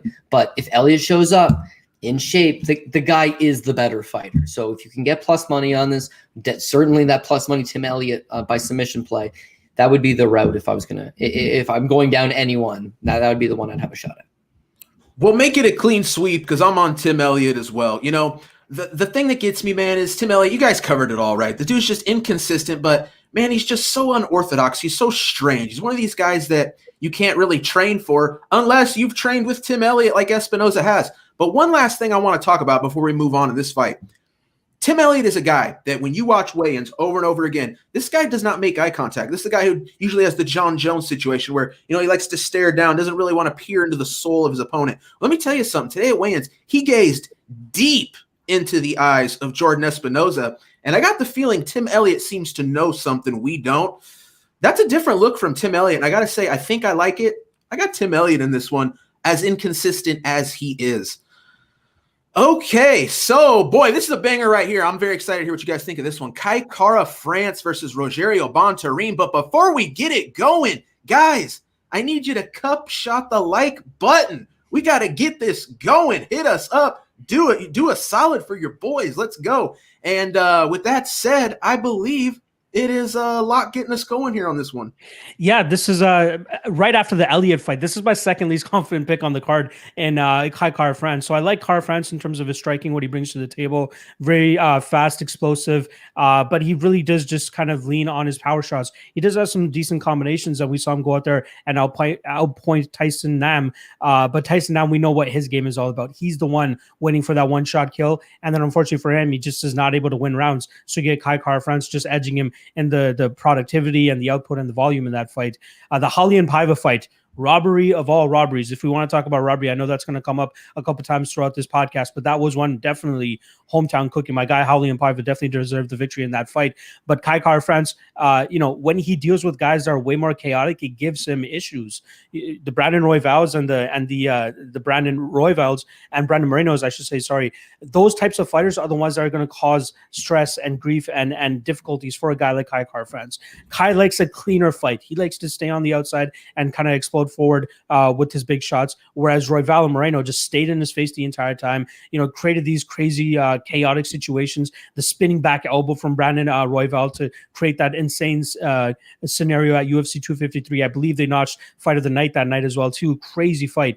But I like what he brings to the table with his striking just alone. On the other side with Rogerio Bontorin, solid jiu-jitsu player. I believe he's a black belt as well too. Has decent hands too for a guy that is mainly a jiu-jitsu player. Like we saw it in the Bibulatov fight. He had his success on the ground. He had his success in the striking range as well too. But then when he goes up against like Ray Borg, right? I believe he gave up 10 takedowns in that fight. The Holly and Paiva fight, it only lasted 3 minutes, but they both got seriously damaged in that fight. Bontorin's eye was just about to close up there. Unfortunately for Paiva, eats a massive knee to the elbow or the eyebrow and the forehead area and splits it open. You can pretty much see his skull. They stopped the fight there. But this is a completely different fight in Kai Kara France. So I think that Kai will be successful in keeping this on the feet. Minus 135, I don't like playing him at that line. I'd rather get like closer to a pick and maybe even underdog line on him, but I'm just not the most overly confident. Like you got to go through the rest of his resume, even though he has a ton of fights on his record and he was on the Ultimate Fighter, going up against guys like Alexandre Pantoja, just like on his regional scene in that I believe most of his fights were over there in China. He's fighting guys that are just, not as experienced as him. Not, I think that his best fight on the regional scene was against Rodolfo Marquez, who was 22-8-1 at the time. Beats him by knockout in the third round. So there are times where he has to heavily rely on that knockout power or just the threat of that knockout power to kind of reduce the threat that's coming back his way. Rogerio Bontorin doesn't strike me as the guy that's going to be overly threatened by that. So that gives me a little bit of pause here to actually back Kai Kara France to the fullest extent. But I do still like Kai here. I think he will have the advantage on the feet. Once Bontorin does feel that power, I think he'll start to backpedal a little bit. And I do think that we see Bontorin slightly slow down later in his fights too. And I think that Kai does a good job of continuously, moving forward from minute 1 to minute 15. Never really showed any serious cardio issues in the past. And that's where I think that he eventually beats Bontorin. But again, very low level of confidence here, but I do side with Kai Kara France. Right on. Cody Saftic, what do you think, man? Yeah, so Kai Kara France actually falls into a category of guys that I should just stop betting altogether. He's in there with Alexander Hernandez and Michael Johnson. Like, they're just, as much skill as there is there, for whatever reason, the fights end up just always being close. He doesn't overly look good. And I just struggle to find, like, what does he do best? He's billed as the city kickboxer. He's at the same gym as Izzy and all these, top guys in the UFC, and they all have fantastic striking. And that is his base. He is a good striker. But, I mean, you've seen it in his last fight. I mean, I really thought how he loses this fight is on the ground. But still, just backed up, gets into a crazy exchange. I mean, eventually gets dropped like a spinning back elbow. It's a crazy, hectic fight. But you just see where it's like, you can strike with this guy. You can absolutely stand toe-to-toe with him. And in that fight, you see to start, like, it's a pace that wears on him. And he starts to break a little bit. And all of a sudden, he's hurt. He's tired. He gives up the guillotine choke. It's not the end of the world. You've lost to a good fighter. But then you look back through his record, and it's like, geez, whenever he fights these guys that are good, the Rolian Pavas of the world, he's just not looking good. His wins, Mark De La Rosa, Elias Garcia, fairly low level. The Tyson Nam fight, that's a nice little win. Tyson Nam's had very little success in the UFC on the basis of he just doesn't really throw his hands a whole lot. If he does hit you, he knocks you out, but he's super hesitant. And in that fight, it's not like it's a runaway fight for Kai Kara-France. It's just striker versus striker, and he just tends to throw a little bit more than Tyson Nam. So with Bontorin, it's like Bontorin's aggressive, and that's what judges like to see. They like to see a guy coming forward and going for it. And whereas his bread and butter is his strength, his physicality, gets his fight to the ground where he can use his jiu-jitsu, he's willing to throw those hands with force, with aggression, to come forward and close it. And with Kai Kara-France, I mean, if he's fighting off his back foot, not knocking him out, I mean, that's another thing that we haven't really seen from Kai Kara-France, is that he doesn't have a ton of stopping ability, doesn't have a ton of finishes. All of his wins in the UFC so far have been by decision. So if he's not stinging Bontorin and getting Bontorin off of him, then Bontorin coming forward and trying to wrestle him to the ground and letting that right hand go, letting that shot go, and trying to work him, so to speak, that's all bad, man. I mean, the judges could be looking at that and enjoying what they see. Now, if you're to conspiracy theories, Izzy's in the main event, Carlos Ulberg's on the card, a close fight's probably going to go towards Kai Kara-France. And I agree. We've seen him win close fights. This fight, of course, is not New Zealand. It is Las Vegas. So if anything could happen. But yeah, more than trying to make a pick on either side, I think I like the fight goes the distance -175, because with Kai Kara-France, if he's going to win this fight, I don't see he's knocking out Bontorin. He's not submitting Bontorin. All of his fights in the UFC so far have been these decisions. So one would have think he would just go through the routine, beat him up, outstrike him, land 70 significant strikes, maybe from the outside, and win a decision. If Bontorin wins, he's got bigger finishing ability, because he could theoretically hurt Kai Kara-France, but he's also got a good submission game as well. Could catch him with something, but I don't know about that. I think he probably just does enough to outwork him on the judges' scorecards, if anything. So I don't have a very, very strong lean. I think my official pick would be Kai Kara-France. He's let me down too many times. So then I'd like to say dog or pass, which gives me Bontorin. But if I want to I'm going to put money on it. What I feel safest with my money on is I think I'm just going to go with that -175 fight goes the distance instead. Sounds good. Guru, what do you think? Yeah, this is a fight I want nothing to do with, really, personally. I feel like Kai Kara-France, if you look at every single time he fights, he's like way too big of a favorite every single time. I don't know what it is, but he was like a -210. Now it's like close to a pick'em line. And I'm going to go with Kai Kara just because I'm not a big fan of Bontorin striking. I mean, the guy throws no feints. He's just like real boxy. He doesn't really – I feel like he's just not going to be able to – bother Kai on the feet like these guys like Brandon Royval, like Brandon Moreno, all those guys that beat Kai, they're able to really use forward pressure and throw a lot of volume, whereas I feel like Bontorin is going to be getting countered a lot and pot-shotted, not be able to kind of get off as much as those guys. But yeah, I mean, I agree with the fight going to decision. I mean, Kai Kara-France's nickname is Don't Blink, but yeah, he's never got a finish in the UFC, and I just feel like Kai Kara is probably going to be able to keep the range and win a decision, but I don't want anything to do with it because I do think Bontorin is going to be the guy going forward. If he gets a takedown, who knows? He could, get in some dominant positions, do some damage. And I don't think Kai Kara-France is, an overly trustworthy guy, obviously. So it's just a pass for me, but I'm going to pick Kai Kara. I got to do it to you, boys. I got Bontorin in this one. I feel like he has a clear path to victory here. Kai Kara I expect to be, the more technical guy. I probably give him a slight advantage on the feet. Bontorin, though, like you guys have said, man, this guy comes forward very aggressive, very heavy-handed. I think if he can go out there and make this a dirty, gritty fight, dump Kai Kara-France, I think this guy's got the wrestling chops to go out here and get this win. He's the underdog. I just have never been overly impressed with Kai Kara-France. I feel like that city kickboxing name really kind of overshines this guy. And don't get me wrong, technically he's very good. I just don't feel like he's quite the guy that we've said. One of you guys at least mentioned, this dude's been the heavy favorite -200 so many times and has come up short. Bontorin, an aggressive, little, strong dude. I like him in this spot. Give me Bontorin as the underdog. Okay, and we still got. I thought we might be done with prelims. Not even close, boys. Okay, Joseph Benavidez versus Askarov, and Cody. I think you're up on this one. Okay, well, yeah, I guess I'll try to keep it a little bit shorter moving forward. But I like. Hey, listen, it's gonna be a long show. Let's just do it. We'll do our thing. It's all good, buddy. Well, they just give you so many goddamn good fights. We're still in the prelims, and we're talking about Joby-Wan Kenobi, Joseph Benavidez. Right. Like, man, I'm in on that, and I ain't in on 36-year-old flyweights. Let me tell you. But Joseph Benavidez has got skills everywhere. I mean, he's one of these guys that is upper echelon. He'll always be upper echelon. Back in his WEC days, he's a title contender, fighting the sport's best guys like the Dominick Cruzes and the Mighty Mouses of the world. You know, coming over to the UFC, again, he's always been that number 2 guy, the title challenger, never can quite get there. Even the Davidson Figueiredo fights, like, oh, there's a new champion. This is his chance. And then that first Davidson fight, his hands look awesome in the first round. He's boxing Davidson up. Volume looks good. Footwork looks good. Even though he's starting to get old, especially for 125 pounds, his speed is still there. The striking is ever improving since leaving Team Alpha Male and going to Las Vegas. I mean, his striking has made a lot of improvements. The wrestling's there. The timing's there. The submission game is second to none. I mean, you see what this guy can do when he's on top of his game. He's causing Tim Elliott to tap out with his feet. Like, there's a lot that you can like with Joseph Benavidez, no doubt about that. It's where's his chin at? That's the question. Now, when the more you think about where's his chin at, you got to take in consideration the level of competition and who exactly is knocking him out. And they're just the goats. The goats knock him out. You know, Demetrius Johnson can knock this guy out. Demetrius Johnson's the goat. Okay, no argument there in my opinion, but I could see some people arguing it. He knocks him out. Now people are saying, "Whoa, Henry Cejudo's the goat." Henry dropped him, but didn't knock him out. And then we've got Davidson Figueiredo, who's like now in contention because he's on a tremendous roll. It's like, okay, so like the 3 best guys that the 125-pound division has ever seen, those are the guys dropping him. Fair.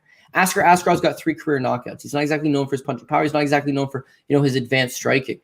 Beyond that, he doesn't have a ton of output standing. So I think Joseph Benavidez could go out there and outwork him, use his boxing, use the footwork, and just kind of outwork this guy. Askarov loves to wrestle. He loves to scramble. But would you really want to go out there and scramble with Joseph Benavidez for 3 rounds and try to work this guy? The only guy that's kind of had success doing that, I guess, would be Dustin Ortiz. But even then, Dustin Ortiz conceded 7 takedowns to Joseph Benavidez. And outside of taking his back in the 3rd round and having some success, it was a clear Joseph Benavidez win. So what I'm thinking here is that you're getting plus 100. But beyond that, Joseph Benavidez probably wins this fight by decision.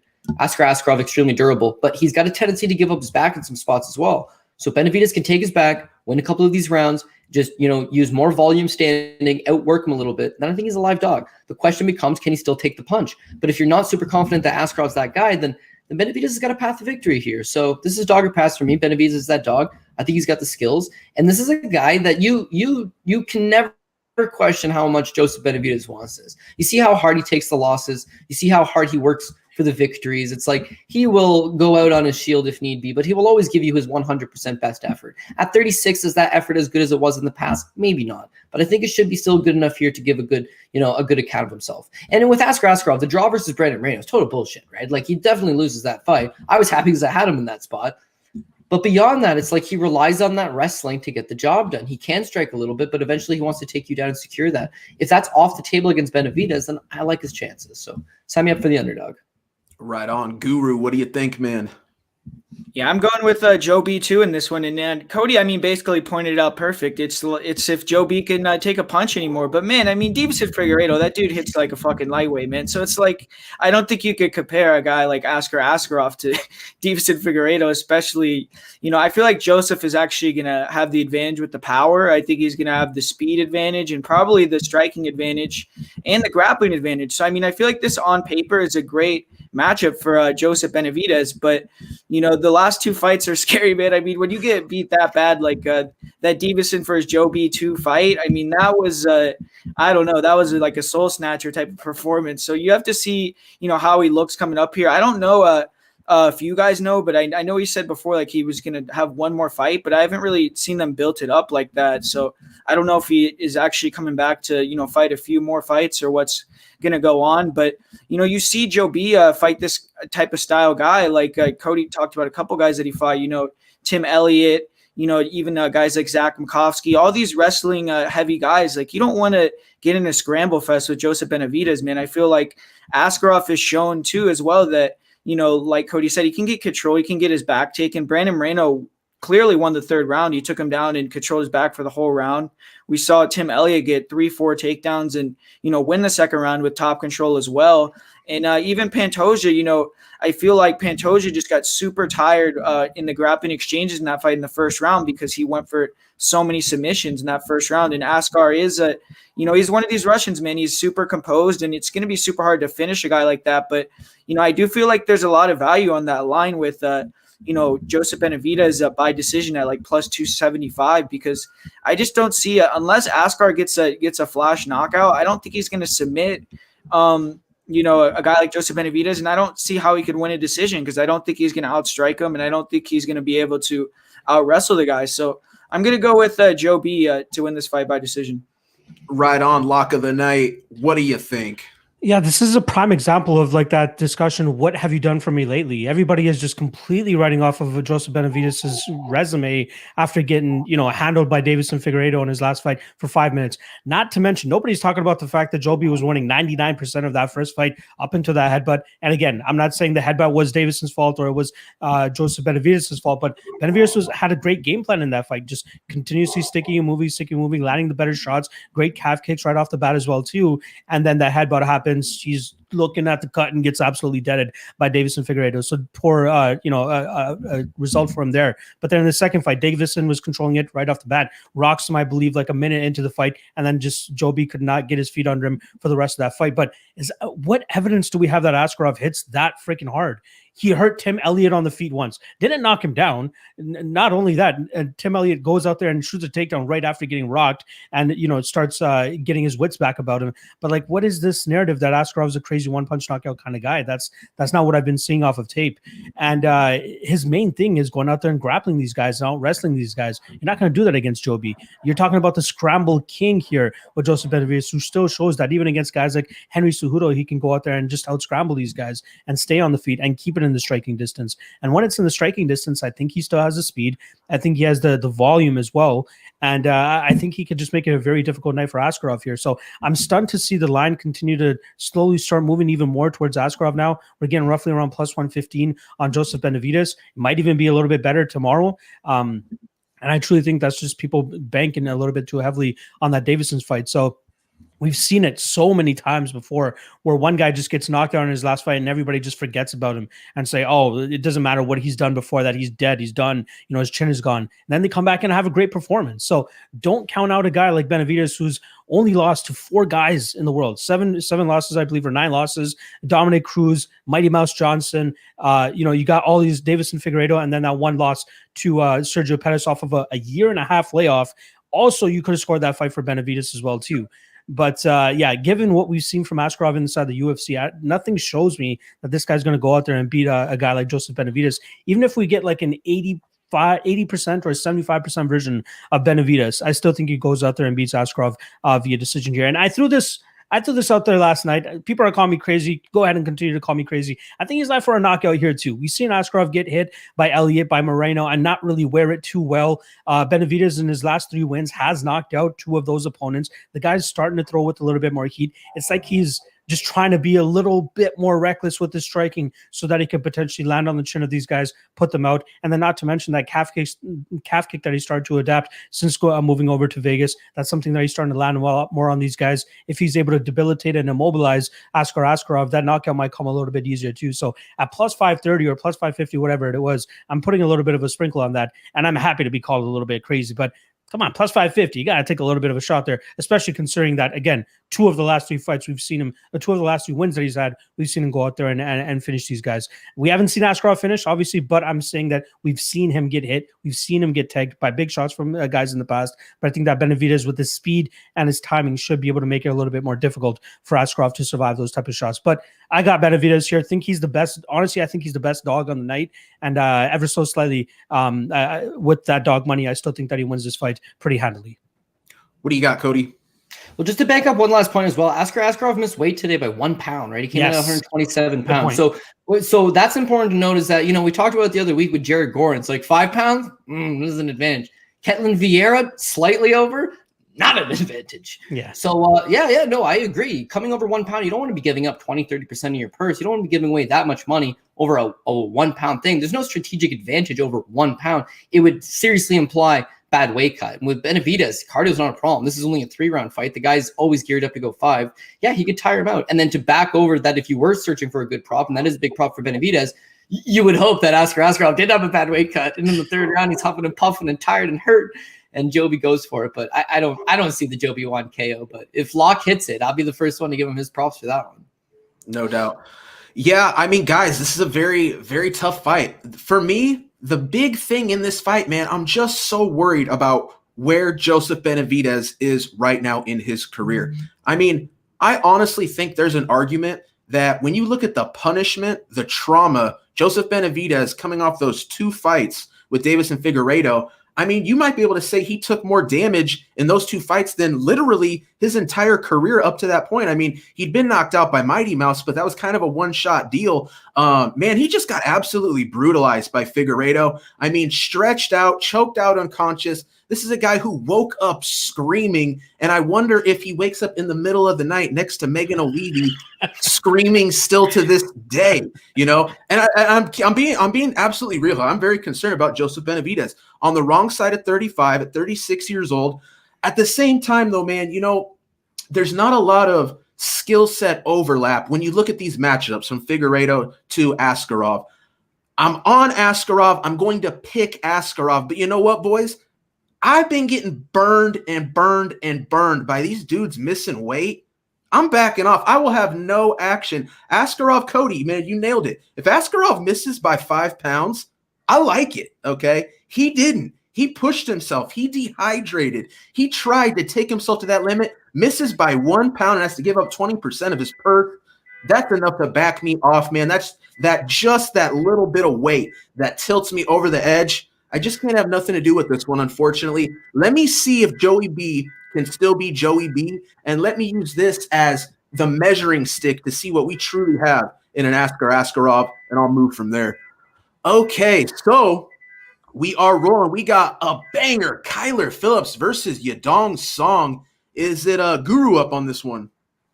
Yeah, I'll go ahead. This fight I'm in, I mean, I feel like Yadong Song gets like hated, man. I don't know what it is. I guess he has like these close decisions, but if you watch that fight he had with Marlon Vera, I mean, that fight was sick. It was like an awesome back and forth fight. Yadong Song was landing bombs on that guy. I feel like Marlon Vera, I mean, he has a sick chin, man, because he ate a lot of huge shots, and I'm just not sold on Kyler Phillips being able to, you know, hang in the pocket with a guy like Song Yadong. I feel like he's going to have to be really creative, you know, use his jab, try to use his kicks, and maybe mix in some grappling. But me personally, I actually feel like Song is the better wrestler grappler. I mean, we did see Marlon Vera, you know, take him down a couple times in the 3rd round, but he was able to get up every single time he got taken down. He was able to grapple with Cody Stamen, you know, hit some reversals, get on top. And, you know, it wasn't like he's just completely out of water on the ground. He's at Team Alpha Male. He's a young guy. He's going to continue to get better.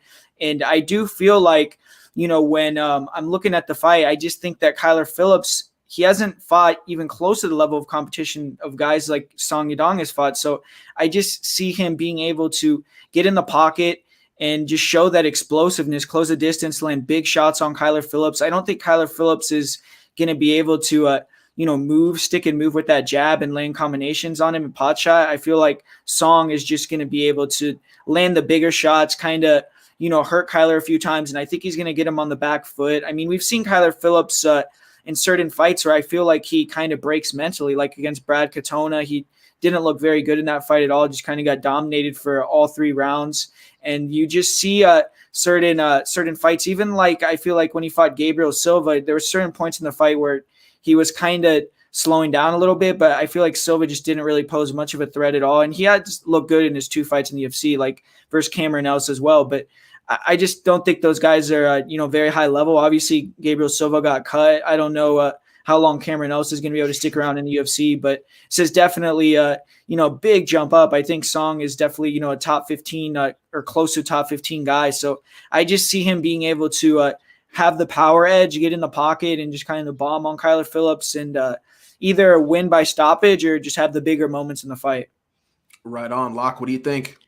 Yeah, I'm siding with Kyler Phillips here ever so slightly. I do like his movement. I like the improvements that we've been seeing from him since his days on The Ultimate Fighter. Looked great on the Contender Series. Obviously, great performance against Gabriel Silva as well. And then Cameron Else. I'm just going to cancel that one out, right? That guy probably wouldn't even make it on the Alaska I've seen at this point in time. Oh. But Kyler Phillips, he still went out there and did what he was supposed to do, right? I wish he got that 1st round finish, but still quickly in that 2nd round, we saw that Cameron Else just did not want to be in there, and he got him out there relatively quickly. So I like what we see from him, again, his progression is showing. I like the movement. I like his ability to kind of play the matador. And, Gabriel Silva almost implemented a super poor man's version of Song Yadong's game plan, which is just moving forward with some big buns. And we saw Kyler Phillips deal with it pretty easily. But Gabriel Silva is a far cry from Song Yadong, and Song is, much quicker, fast twitch muscle. I like his explosiveness. The kid is ever improving too. And I like that he's I believe he's full-time out there at Team Alpha Male now with Uriah Faber. So he's definitely sucking in that energy and that type of experience that's rubbing off on him. But I still think he has a high ceiling. This matchup stylistically just rubs me the wrong way with how Kyler Phillips matches up with him. Black belt in jiu-jitsu as well too. So if he takes this fight to the ground, I think he should be fine down there. And we've seen, in those Cody Stamann and Marlon Vera fights, I will have to admit, they were high paced. There's a lot of action in those first 2 rounds. So you see him slightly slow down ever so slightly, but getting taken down, but does a good job of getting back to his feet, getting some combinations off, but seems to give up that takedown time and time again in that 3rd round, which is where I see Kyler Phillips, who could potentially be successful in doing so as well.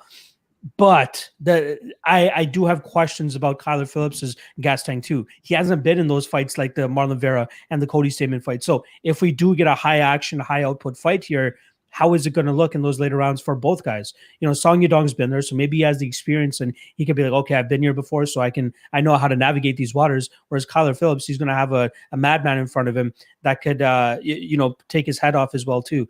So I'm just so off on this fight, but I do lean with Kyler Phillips. I like his new style that he's implementing. And again, I said it about Mario Bautista earlier. These guys are all peaking at the same time. Great trading partners in the same weight class as well too. So you got Casey Kenney, you got Mario Bautista training together on a day-to-day basis. And then John Crouch, Ben Henderson, all these masterminds behind them to put together a solid game plan to go out there and spring the upset here against this young hot prospect still. It's weird to call him a young hot prospect. Yeah, the guy's 22, 23 years old, but he has 21 fights under his belt. How is it legal to have these guys fighting at 16 years old? It's insane. If he was 16, maybe he was 12 at the time, who knows? But I still like Kyler here. I'll take him to win by decision, but this is a tough fight. It'll be a fun fight for however long it lasts. But I do like Kyler here, and I think his matador style will play in his favor, and he should win this fight. I would say by decision. Beautiful lock. Cody Saftic, shoot on him. Yeah, I'm going to agree. I got this as a dogger pass as well. I mean, my confidence level isn't super high, but I think that there's a lot of things that you can like out of Kyler Phillips. Again, though, it's another situation that we talked about in the Uros Medic fight or the Carlos Ulberg fight, where it's a lot of assuming, right? This guy looks like he's capable of doing these things, but we haven't seen it yet. I mean, the guys he's fought have been relatively low level. Losing a split decision to Victor Henry, that ain't no big deal. The loss to Brad Katona, again, he didn't look particularly good in it, but keep in mind, he's only 22 years old when he's on the Ultimate Fighter. So this kid looks extremely athletic. It looks like he's very coachable, and it looks like he could become something. It's just when he's going to meet that potential or realize that potential, I guess I should say. But being out of the MMA lab, that's going to be a huge benefit for him. I mean, yeah, we've all driven home this narrative that he's got multiple training partners on the card, but it's just a good gym right now. It's a good room. I mean, again, they're working these categories. They're working these great game plans. They find ways to win. MMA Lab traditionally, if you look at the last 10 years, this is a gym that didn't have, at the time, the most talented guys. They always came in with these good game plans, right? Figure out a way to get a win. Do this. Your opponent's able to do this? No problem. We're going to do this instead. Wrestle when you need to wrestle. Strike when you need to strike. And that's all going to be extremely important here because with Song Yadong, he's got the variables. He's got the experience. He's got the power. He's looked a lot better because he's fought a lot better competition. Even when you say, geez, he looks spotty, he's looking spotty against Marlon Vera. Jose Aldo looks some spotty against Marlon Vera. Marlon Vera has made a lot of guys look bad. Cody Staman's a top 15 guy. So again, he's only 23 years old. He's fighting a pair of top 10, top 15 guys in Stamann and Marlon Vera, getting a win and a draw. You can argue that he lost both fights, but he's in them. And one thing about him is that he could be losing the fight, but he's got this big fight-ending power. So when you look at Kyler Phillips, well, there's another unknown about him. Well, I don't know if he can take a punch or not. Our boy DFS Brady, friend of the show, Brady, he mentioned yesterday, was just like, well, how do you know that he can take those shots? It's like, you're right. I don't. It's another assumption. I'm assuming that this guy's been in the gym with the guys like Sean O'Malley. And if we know anything from Sean O'Malley telling his stories, he don't pull punches when Henry Cejudo tells him to, and he's knocking out Pantoja in the gym. You got to stay tight. You got to stay sharp at all times. And I feel like Kyler Phillips should be ready for this. He should be prepared, but you just don't know. I think he goes out there with the game plan of use the calf kick. I mean, predominantly Song Yadong is a boxer. He does stand flat-footed at times, and because he loads up on a lot of his power, the leg is there exposed for the taking. A lot of his shots are also these overhand strikes. I mean, he does have good boxing, good power, but it's not the most technical at times. And the longer the fight goes, I don't know if it's fatigue. I don't know if it's a mental lapse. I don't know if he just runs out of plan B, C, and D to go to, but he starts to become a little more predictable. So if Crouch and Henderson and whole camp can just be on top of, trying to be one step ahead of this guy, Kyler Phillips can go out there, mix in the wrestling, mix in the striking. Hopefully you just outwork him a little bit with the calf kicks. And then the grappling would be a big path here. But again, we're betting on a guy coming off wins over Cameron Ells versus a guy's coming off a win over Marlon Tito Vera. And still, he's only 23 years old, and he's a 20-plus fight veteran, and he's at a good camp in Team Alpha Male. Like, why would we want to fade Song Yadong? I don't really want to, but I think it's more of a dog or pass situation. The line on Phillips earlier in the week was a lot better as well, so that's when it was worth jumping on the most. At this point, you've got 15 fights on this card. This one figures to be closely contested. Maybe you pass on it. And as for as good as Song Yadong tends to be, all of his fights, and I'm pretty sure all of us have been on his side for all of his fights, but even his side or not, like, what a sweat, man. Like, this guy is constantly in a sweat because there's just lulls where he's getting beat up and then he lands the big shot. And every time the round ends, it's like, man, I hope the judges scored that for him, but maybe they didn't. And Cody Stamann exposing him with the 5 takedowns, I mean, that would be a great avenue here for Kyler Phillips, who hasn't been able to show high-level wrestling because he's fought low-level opponents. But if he goes out there and shoots right through Song Yadong and takes him to the ground, he could make this interesting. And then we flip it back to does Kyler Phillips have 3-round cardio? Like, questions, close fight, don't want no part. But I guess I would lean the dog or pass, so I would take Kyler Phillips. I got overs on this fight. I got even when Song Yadong is hurting these guys, for the most part, they are going a little bit longer. If Brady's right and Kyler Phillips can't take the punch, this thing ain't going overs. But I got a feeling that it'll be more of a grinding 3-round affair, which I hope Kyler Phillips comes on the other side of. Right on. I'm going to go with the dog too. I lean Kyler Phillips here. This is a guy that, when he first came on the scene in the Ultimate Fighter scenario, the loss to Brad Katona, this is a guy that I just wasn't high on. But since then, I mean, went on to lose a fight on the regional scene after that even. But, I do question the level of competition. But at the same time, I feel like this is a guy that's really showed us a super solid skill set. And I think there's really a lot to like here. And I think, sometimes we can't really discount a guy because of the level of competition he's fought. When they show you the skills, usually those skills are there. And I do think this is a big step up. I mean, look at where Kyler Phillips, the level of competition he's fought compared to Song Yadong, who somehow has remained, hasn't lost those 2 fights. For my money, he did. I think he lost to Stamann. I think he lost to Marlon Vera. Man, those judges really like this guy, Song. But you know what? I just feel like this is going to be a very close fight. Cody, you said it. Kyler, a little bit sweeter earlier this week at a better number, but it's going to be Kyler Phillips for me. I'm going to back the dog on this one. I just think he's ever so slightly going to be the sharper guy out there. I could see him winning the striking exchanges, but Cody, like you said, I think this kid could go out there and maybe hit some takedowns. Now, don't get me wrong. Song, I think, grew up like in a wushu temple school. Like, this dude lives fighting. He was like sent to a fighting school in China. Sure enough, what area is this guy going to need to shore up to coming into the MMA game? Well, it's absolutely going to be the wrestling. So what does he do? Gets in there with Team Alpha Male. I really like the game plan that they've done. I really like how they've built this kid. And at 23 years old, man, who's to say that, Song Yadong doesn't come out here and look spectacular, look like he's grown. It's a close fight. I lean with the dog, Kyler Phillips, ever so slightly. All right, so the final prelim, Dominick Cruz versus Casey Kenney. A great fight, man, and I'm seeing some phenomenal opinions on this one. I think it is lockup on this one. Yeah, look at us in 2021 picking Dominick Cruz and Joseph Benavidez over young up-and-comers, and that's the way that I'm going to be going here with Dominick Cruz. I think that it's very tough to tell how much he's truly fallen off the cliff off of his fight against Henry Cejudo. The guy's just going out there and fighting the top of the top every single night out. The last time I think he's been in a 3-round fight or somebody who's been closer to the level of Casey Kenney was 2014 against Takeya Mizugaki, and he just quickly starched him within a minute in that fight. Now, I don't think he's going to go out there and quickly starch Casey Kenney here, but if he's able to tap into even maybe 75% of like Dominick Cruz that we know, he can start go out there and move well enough and cause some issues here for Casey Kenney. Now, Kenney, he's been looking as of great. He's on a little bit of a win streak since he dropped that fight to Merab Dvalishvili back in February of 2020. But since then, guillotine choke victory over Luis Smolka in May, then comes back just about 4 months later against Hali Alateng and looks amazing with those body kicks and just his kicking game in general. But when he's going up against Hali Alateng, who just didn't know how to answer that at all. And then his next fight, he takes a very quick or very short notice fight there. So he fights Hali Alateng October 3rd and then comes back and fights Nathaniel Wood October 24th. So about 2 to 3 weeks later, he comes in again at 140-pound catchweight. I think they just wanted to get these guys active. But I wasn't the most impressed in terms of his, again, he did slow down a little bit later in that fight where he was still kind of attacking that fight from the same scope that he was in the Haile Alateng fight. But now you're getting a guy that moves a lot better in Nathaniel Wood. You got to track him down a little bit more, close that distance, and really get your striking off in that manner.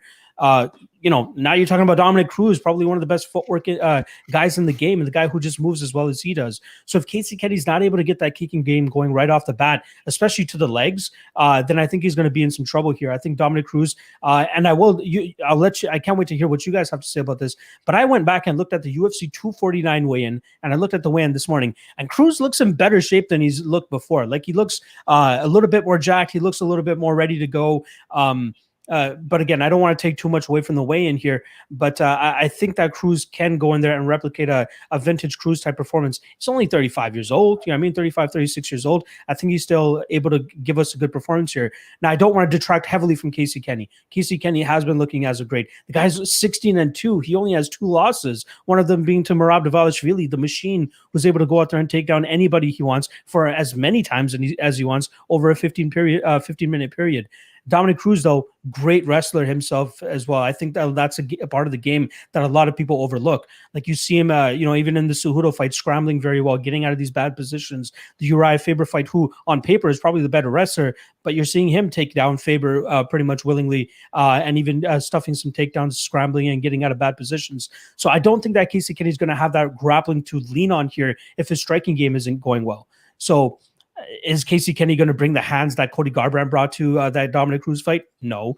Is he going to bring the kicking game that Henry Cejudo brought to that fight? Possibly. And that's the only real path to victory I see here. Whereas Cruz could be able to dance around on the outside, do his work, which is come in and out every now and then, throw a couple weird, awkward angle strikes, and then just accumulate the volume and the output, and just leave that impression on the judges. So I find it hard to believe that Casey will be able to keep up with that pace, keep up with that output, and sway the judges enough, unless he maybe drops Dominick Cruz or something. I find that hard to believe. I don't think he'll be able to do that.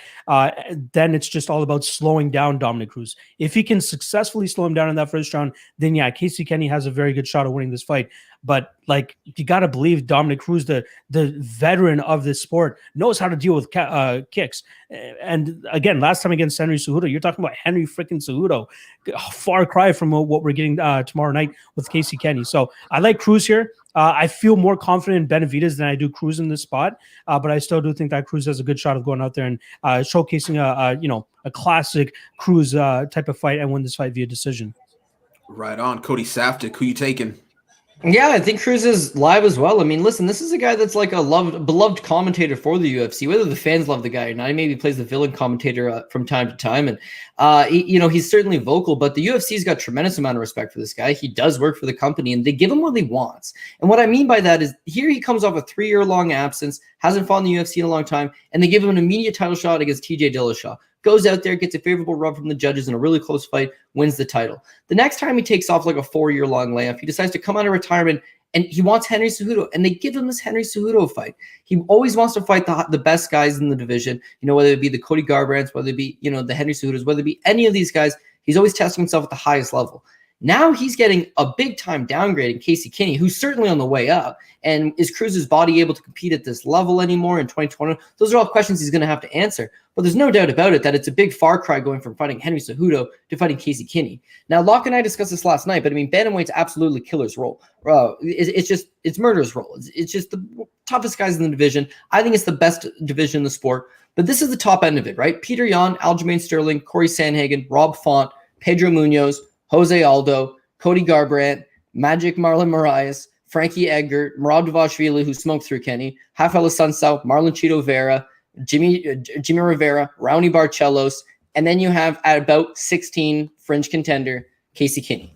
5 months ago, our boy Guru was picking highly Alatang over the guy. And that's and I'm not using that as a shot. I'm not using that shot at all. I'm saying is that Casey Kenney's still green, man. He's still young. He's still improving. The fight with Nathaniel Wood was a huge learning experience because he got 3 hard rounds against a guy that was very evenly matched with him. And what bailed him out was the wrestling in that spot, right? Maybe it was the 3-week turnaround. Maybe it was the fighting at a catch weight of 140. Maybe it was the having to fly back home and then go all the way back to the island. You can make excuses for him. But when somebody matched him tit for tat, there was opportunities there. It was a close fight. I thought Kenney won. He did get the scorecard nod from the judges. But again, a very close fight. Dominick Cruz goes out there. Does Casey Kenney take him down? I don't think so. If he did take him down, he's not holding him down. So we got a striking battle. And with Cruz, I think he is the better striker. I mean, he's got high ring IQ. He sets up lots of traps. And he's got this thing I like to call peacocking, right? Where he might not actually be doing anything, but it always looks like he's doing something, right? It's a lot of movement. It's a lot of this. It's a lot of that. He steps in. He fakes the hook. He feints, right? And if versus a guy that's just, waiting for it, it just becomes another trap setup. He prefers to counter punch. He'll have to have Casey coming after him. But again, he's a live underdog. You've got all this back class in Dominick Cruz, a former world champion, a guy that's fight at the absolute highest level, and a guy that very much, we talked about Carlos Ulberg getting to pick his opponent. I would think that Dominick Cruz had a direct say in, I'm willing to fight the number 16 guy in the world. Like, man, Cruz, you could fight anybody. You could have any fight you wanted. Clearly, he's getting near the end of his run, but a win over Casey Kenney might set him up for 1 or 2 last big fights, and I think that's what he's pursuing. Locke mentions the fact that he looked a lot better on the scales this time he did the last time, and I completely believe it. Why? Because the last time against Cejudo, it was a near 4-year-long layoff. I mean, imagine trying to shake off ring rust against the GOAT. Henry's he's an Olympic gold medalist. He's absolutely terrorizing 25 division, 35 division. He just won't go away. He shows up in incredible shape. Like, that's a tough fight to come back to. So now your second outing, you've cleared some of the cobwebs. You've got some of the ring rust off. Good thing that Keith Peterson was drinking and smoking cigs before the fight, because ultimately, good it was an early stoppage, because you would have been a lot worse for wear had he not stepped in, and Henry would have just kept smashing on you, right? Come into this, hopefully a little bit fresh, and go out there, and he's just going to have to outpoint him. If this goes to scorecards, I actually have this thing going the distance, but Cruz by decision, and I'm hoping if it's a close fight, the judges give that, they give that back class factor, former champion, commentator, see the guy around. Like, hopefully that's enough to squeeze him out that close decision if it goes that route. But I would have to say Dominick Cruz. And I knock on wood that this fight actually happens, because Casey Kenney could at any point run into Megan Anderson in the hotel, and it could be over for the little fella. So we're just hoping that his team protects him, maybe goes at the back entrance, scales the building, Otman Azatar style. Whatever you need to do, don't run into Megan Anderson at this point right before the fight. But yeah, I would say it's dog or pass, Dominick Cruz. Not a whole lot of confidence there, because I do like Casey Kenney. And what's the path for Casey Kenney? Chop the leg. Cruz's legs are absolutely taped to bits. He's had multiple surgeries. He's got multiple cadaver knee, like ACL tendons in his knee. And and you saw Henry do it as well. Casey loves to kick. He can kick all night. He's got a leg like a baseball bat. The path is there for him. So I don't want to jump all board on Cruz, but this is going to be a dog pick. I will take Dominick Cruz. Right on. Guru, who you taking? Yeah, man. Cody talked about it a little bit, right? We got my favorite fighter, my boy Casey Kenney, back fighting here, man. I mean, I don't know. I'm gonna go with Dominick Cruz, man. I feel like a lot of what you guys said is true, but I think Casey Kenney, I mean, I don't want to keep shitting on the guy every single time I talk about him, but I mean, he's a great fighter. He's been getting a lot better, but I do think he is flat-footed. I think that the movement of Cruz is going to really, be a big factor in the fight. And I do think that Cruz is going to be able to just frustrate him, man, because Casey Kenney is a guy that, if you look at his recent matchups, like Luis Smolka, even Alatang, Nathaniel Wood, they were like all fights where they were standing like on a napkin, man. They were going to war. There wasn't a lot of lateral movement from Nathaniel Wood. There wasn't a lot of movement from Luis Smolka. Obviously, he fights in one way every fight. And then Healy Alatang just kind of got completely dominated. Whereas I feel like Cruz is going to be able to move around, and Casey Kenney is a younger guy. I think that he likes to, like I said, go in there and get in brawls. And I think that Cruz could make him really start just whiffing, missing real ugly. And I think Cruz could potentially hit some takedowns too. It is, you guys are talking about him being in better shape. I mean, he even said as well that, if you guys remember, he wasn't originally supposed to face Henry Cejudo at that card. It was going to be a Jose Aldo versus Henry Cejudo. And then Jose couldn't come because of the COVID restrictions. So he took the fight on like 3 weeks notice. So he wasn't even like in a full training camp. He just took a 3 weeks notice fight against a champion. In the first round, he looked real bad. I mean, he got his leg chopped up, but the second round, I mean, he was, starting to find some crosses. He was moving around. I felt like his movement looked good. I didn't think he looked like he was totally washed up in the fight. And, that was the first time he ever got finished by strikes. So he is a super durable guy. It's not like he's been getting knocked out left and right in all these fights. So I do think that he's not probably going to get finished or hurt too badly by a guy like Casey Kenney. So I just feel like Cruz is going to be able to get the decision. But, I mean, who knows? I mean, maybe Casey Kenney will go in there and have a great performance, and Cruz kind of will look over the hill because, I mean, we've really only seen him in 1.5 rounds in the last few years. But I just feel like Cruz is going to be able to, kind of put a vet lesson on him and get it done. Oh, man, this is a great fight, you guys. And, for me, I'm an ageist, right? I consistently say 35 is the cutoff. These guys they hit that expiration date, man. And when it comes to Dom Cruz, this guy isn't just 35. I mean, you look at the mileage, the layoffs, the injuries. I mean, Cody, like you said, this guy rips through ACLs faster than Keith Peterson rips through a pack of smokes, I mean, this dude I'm just very concerned. I'm very concerned about Dom Cruz. I'll put it like this to summarize this fight. If this is Dom Cruz, if we get a throwback Dom Cruz, if we get a Dom Cruz at 90, 85% of where we saw peak Dom Cruz, I think he could win this fight. But you know what? I can't bank on that. This is a guy coming off another, not a huge layoff, but it's been some time. We saw him get put down by Cejudo. And Cody, one other point you brought up, man. If Casey Kenney can attack the legs, which don't get me wrong, if Dom Cruz still has that movement, it's going to be very hard to land very solid kicks because he really does. At his peak, he had, for my money, probably the best movement in the game. And a guy that, is moving is a guy that's hard to hit. But Casey Kenney, man, I feel like this is just a young dude, driven, hungry, kind of a tank of a guy, willing to eat a shot, to throw a shot. And I lean Casey Kenney in this one. I think that, career trajectory-wise, Dom Cruz is either plateauing or we're beginning to see that slide down. Casey Kenney, I just see him on the up and up. I'm going to go Casey Kenney on this one, but not going to be surprised, man. Dom, listen, I backed this guy off that gigantic layoff coming into that TJ Dillashaw fight. It was very close. They gave him the nod. I felt good about it. But, man, Father Time is undefeated, and at some point I feel like all this stuff is going to catch up to Dom Cruz.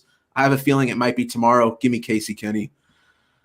And we finally done it. It's the main card, boys. I can't wait. And what a fight to kick us off. Thiago Santos versus Aleksandar Rakic.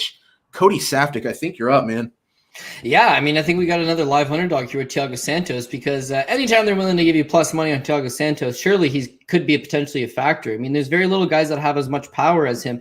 And when you look at just like an entire career of knocking guys out, I mean, he's knocked out Jan Blachowicz, who's now the current light heavyweight champion. He gave John Jones probably his stiffest test in a long time with no legs, man. He had no knees in that fight, and he's still marching forward, swinging at him, and gets a. I didn't think he won more than 2 rounds, but still he got a split decision out of it. And then even the Glover Teixeira fight, he's coming after major surgery on both knees, a layoff.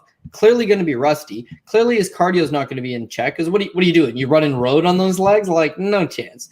And even then, man, it's like he had my boy Glover massively rocked in the first. After that, I was honestly, counting the money. And then in the third round, he had him rocked again. It's like, so he's dangerous at any point. And one thing with Aleksandar Rakic, as much as I always back my Slavic brother in, and I very much do like him, I don't think he's got the greatest chin out there. I mean, the Volkan Oezdemir fight, you can freeze him up a little bit with the striking, have pockets of success.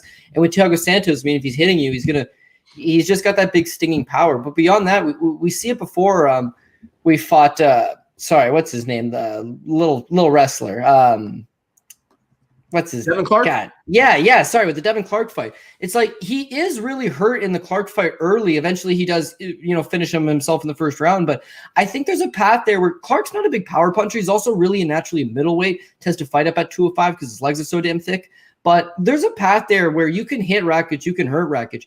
And I think it's a lot of, we always talk about this, what have you done late for me lately, right? This is a guy that fights John Jones on no legs, has massive surgery, comes back, fights Glover, big favorite over Glover. The 4 of us were all unanimously on Glover Teixeira. I know a lot of sharps were on Glover Teixeira. Didn't really move the line much. We all got paid that night. But since then, it's just like now nobody wants a part of him at all. Like they've completely written him off. So one thing I've taken into consideration is that you look at even Yadong, his fiance from a couple weeks back now, shows up in excellent shape, great training camp, and you see all the interviews, you see all the media, you see all the training camp footage from Thiago Santos, and he appears to be in very good shape. He's very confident that last time was a bit of a fluke. He was unprepared, he wasn't ready, this and that, and that this time he's going to give a better account of himself. And in a 3-round fight, certainly, I think he's live.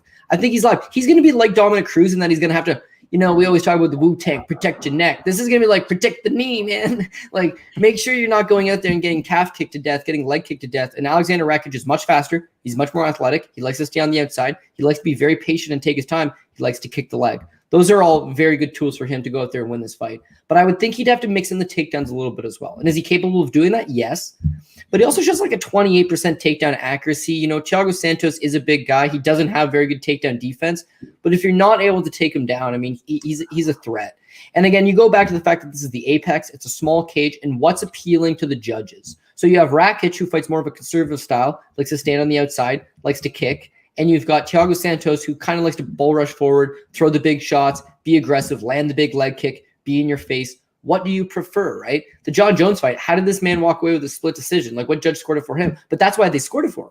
Because you have John Jones standing on the outside, he's way faster, he's way sharper, not big on output, but just trying to outgame you, versus Thiago Santos coming at you.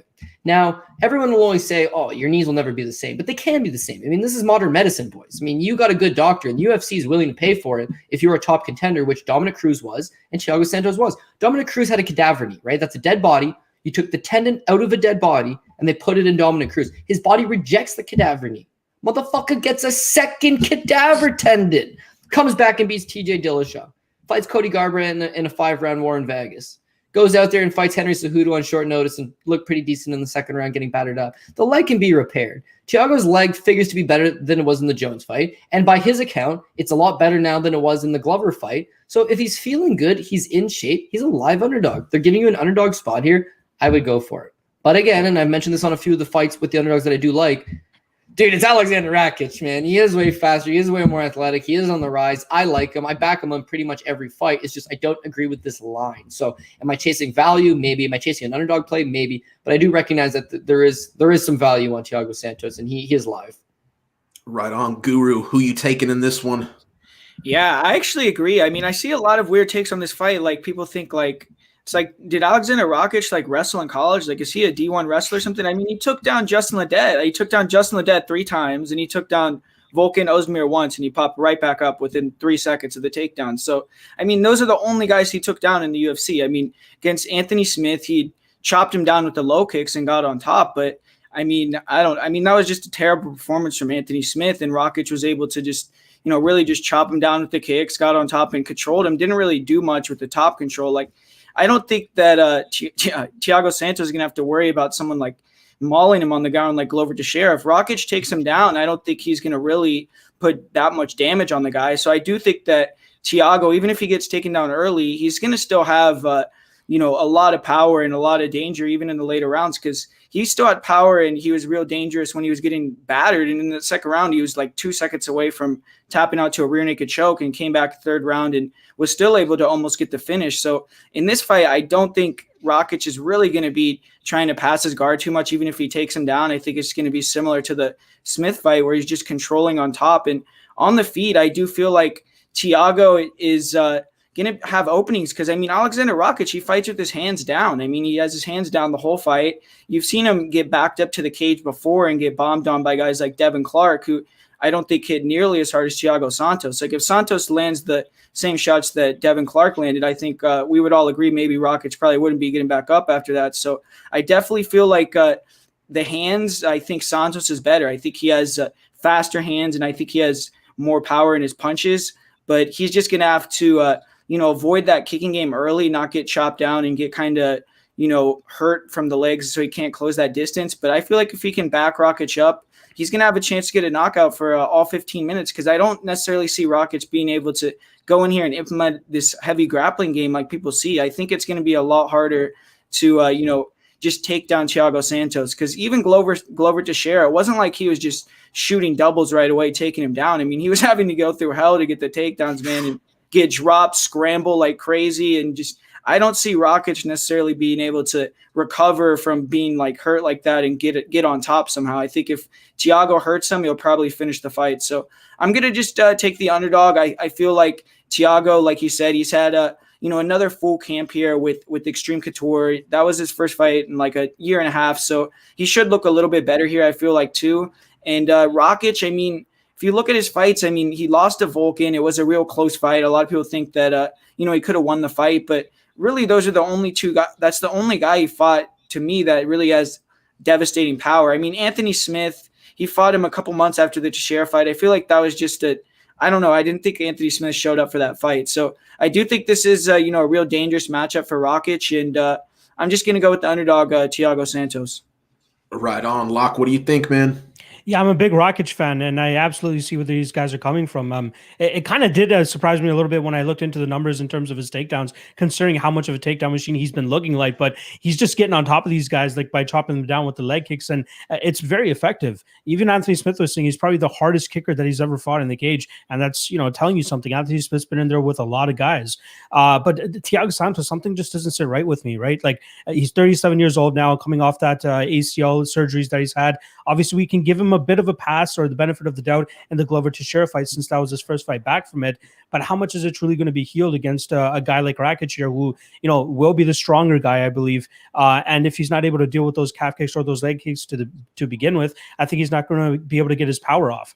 But I see Rakic doing his best to try to get this fight to the ground. And whether it comes to the calf kicks or even just trying to outpower him, outmuscle him, and try to get him to the ground, like this is a guy that gave up 6 takedowns to Eric Anders, who I don't really believe is one of the better guys out there. So he gives up 6 takedowns, gives up almost 9 minutes of control time in that fight. And that was a fight that I will give the benefit of the doubt to both of the guys. They both took it on short notice. If you guys remember, I think it was like Jimmy Manuel and Glover Teixeira that was supposed to headline that card. And bit by bit, each part falls out. And that's how we see Thiago Santos move up to the light heavyweight division and pretty much just stick around there for the entire time now. But I don't like the fact that he's up there at that 37 years old.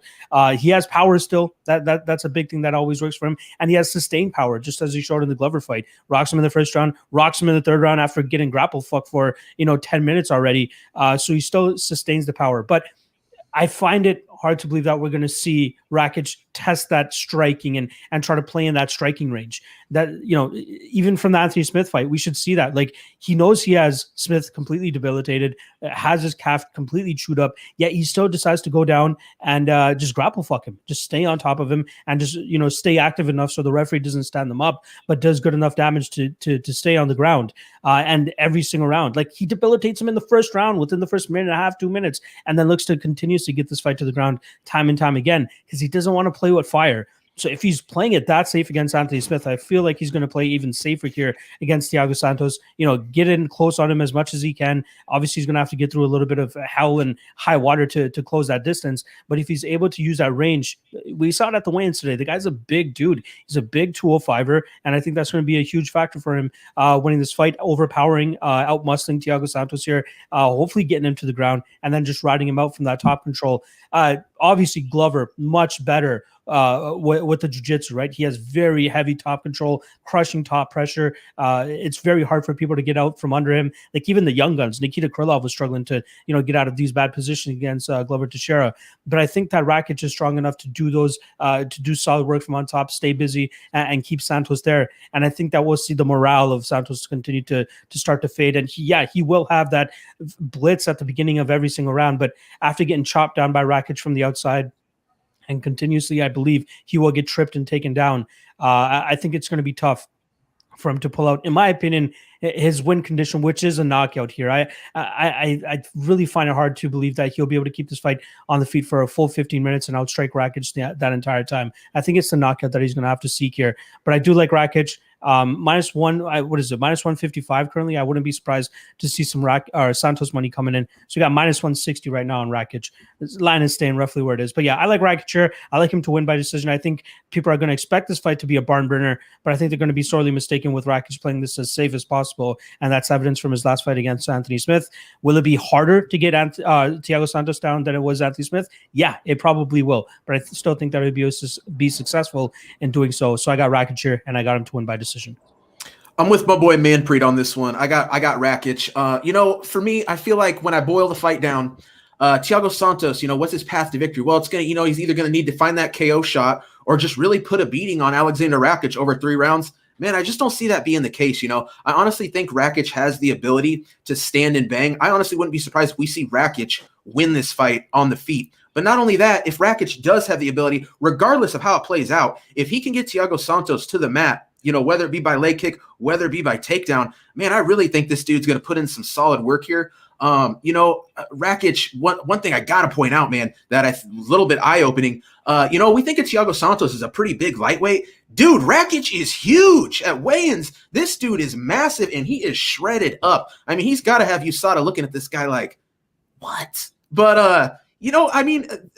I just think that, Thiago Santos is a guy that came into the UFC off The Ultimate Fighter as a welterweight. I mean, Rakic would die attempting making 185. Now, don't get me wrong, Thiago Santos, this dude's jacked up. He's muscled up. He's a fair 205er, right?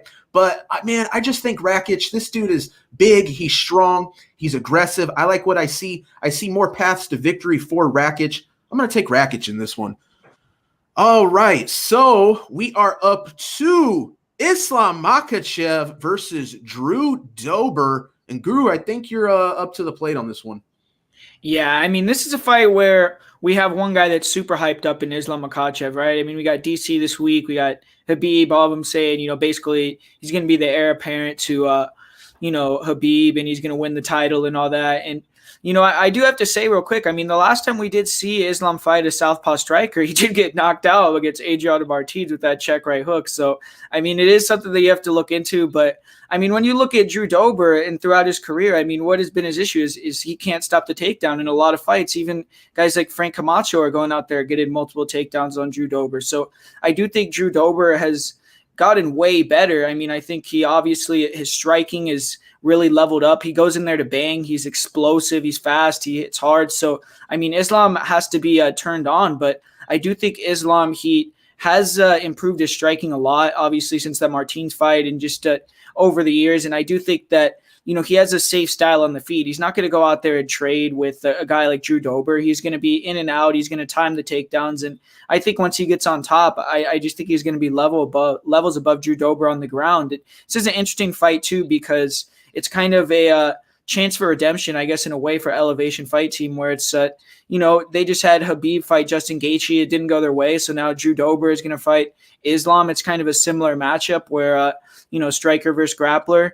But I just see Drew Dober getting taken down, and I think he can get submitted, or it could be a decision win for Islam. I just think that he's going to be able to do his thing and get the win. But, I do think the line is super wide. I don't think anyone should be, almost minus 500 against a guy like Drew Dober, man. I mean, when you see it that much value on a guy that can hit like that, has power, has been getting these knockouts. I mean, it's not the worst bet in the world, but I'm definitely going to go with Islam Makhachev. Sounds good to me. Locke, what do you think, man? Yeah, I like Makhachev here too. I think that the threat of the takedown and consistent threat of the takedown for Makhachev is going to keep Drew Dober a little bit too gun shy. And even if he does get a little bit too confident in his hands, I think that we'll see Makhachev, do a good job of getting out of the way of those big strikes and countering with the takedown of his own. Or even his striking is improving ever so slightly every single fight. But, he can't go in there with this big dick energy thinking that he's going to outstrike Drew Dober. That's not going to happen. If he does that, then he's going to get knocked the fuck out. But here, I think he plays it safe. He's been out of the game since I believe UFC 242 way back in September of 2019, where he beat Davi Hamosh. And I don't think he's fought a striker like Drew Dober in quite some time, maybe even since that Adriano Martins fight. So this is a different look for him. Even on the flip side with Drew Dober, he's been primarily fighting strikers for his last 3 fights, right? Knocks out Polo Reyes, knocks out Nasrat Hakprast, and then the Alexander Hernandez fight. Yeah, he's a wrestler. Lands 3 takedowns on him, albeit 2 of those takedowns while he was rocked, and while I believe Drew Dober was just overextending on his combinations a little bit too much, thinking that he had Hernandez out of there. But what did Drew Dober do? Get right back to his feet and get his shots off and eventually get to finish in that fight. I just don't think that we'll see, if Makhachev, gets rocked and gets that takedown, I think he'll do a better job of keeping the fight on the ground. And I think a spot here that's a little bit live too is the submission prop on Makhachev at that I believe plus 400 range. We've seen Drew Dober, his last several fights that he's lost have all come via submission and to much lesser competition, in my opinion. And I think that with the amount of success that I believe Makhachev will have on the ground, the submission should be be there in terms of an arm triangle, or even if Dober gives up his back while he gets the full mount. I think the opportunities will be there. So if you're giving me plus 400 on a line like that, I got to take a shot myself, especially given that, Makhachev minus 335 out of betting range from a straight betting perspective. So you want to be chasing the props here if you want to get any type of value on Makhachev. But I do like Makhachev. I find it hard to believe that Dober will land that knockout blow.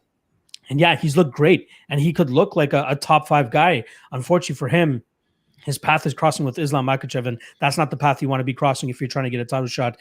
So unfortunately for him, Drew Dober is going to take a little bit of a stumble here. I still think we'll see him go out there and get big victories in the future, but Makhachev stylistically just a horrible matchup for him here. 58% takedown defense from Drew Dober as well, and it's not even like we have a small sample size of takedown defense statistics for Drew Dober. The guy's been in the UFC for years, so it's going to show. And you got to say that this is probably the best wrestler that he's fought to this point.